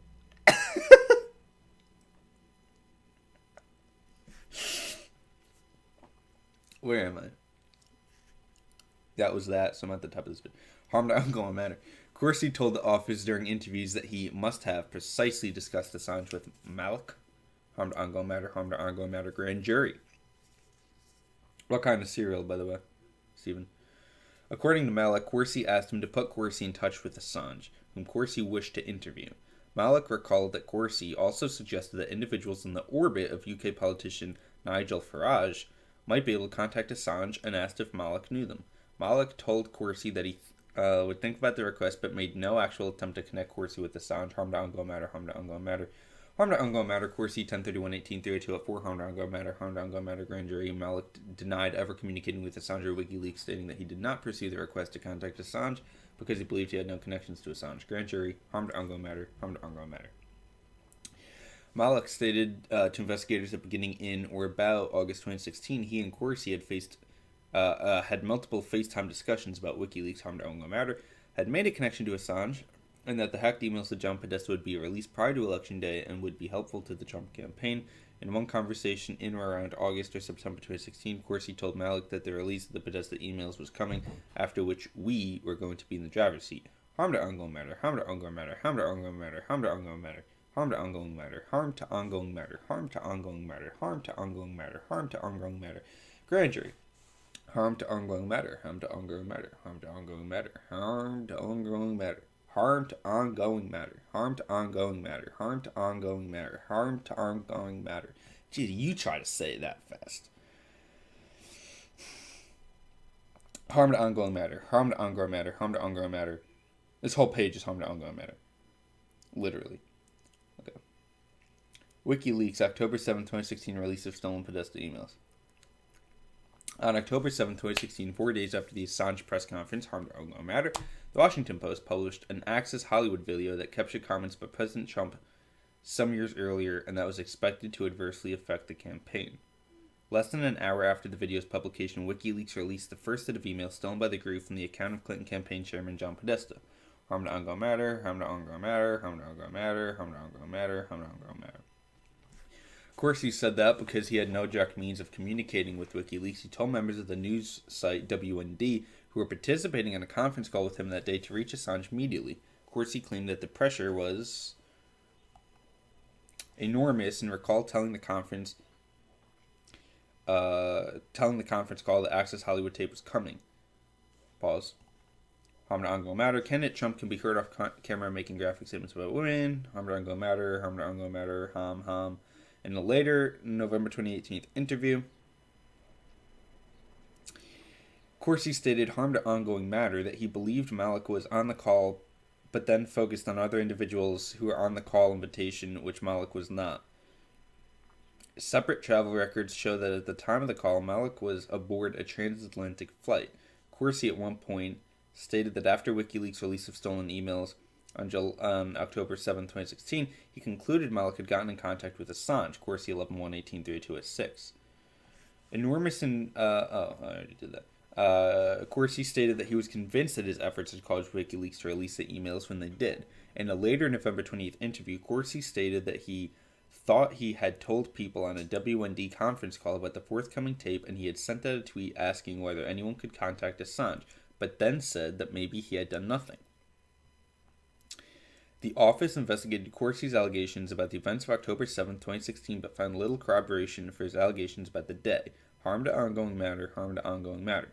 However, the phone records themselves do not indicate that the conversation was with any of the reporters who broke the Access Hollywood story, and the office has not otherwise been able to identify the substance of the conversation, harm to ongoing matter. However, the office has not identified any conference call participant or anyone who spoke to Corsi that day who says that they received non-public information about the tape from Corsi or acknowledged having contacted a member of WikiLeaks on October 7, 2016 after a conversation with Corsi. E. Donald Trump Jr. interaction with WikiLeaks.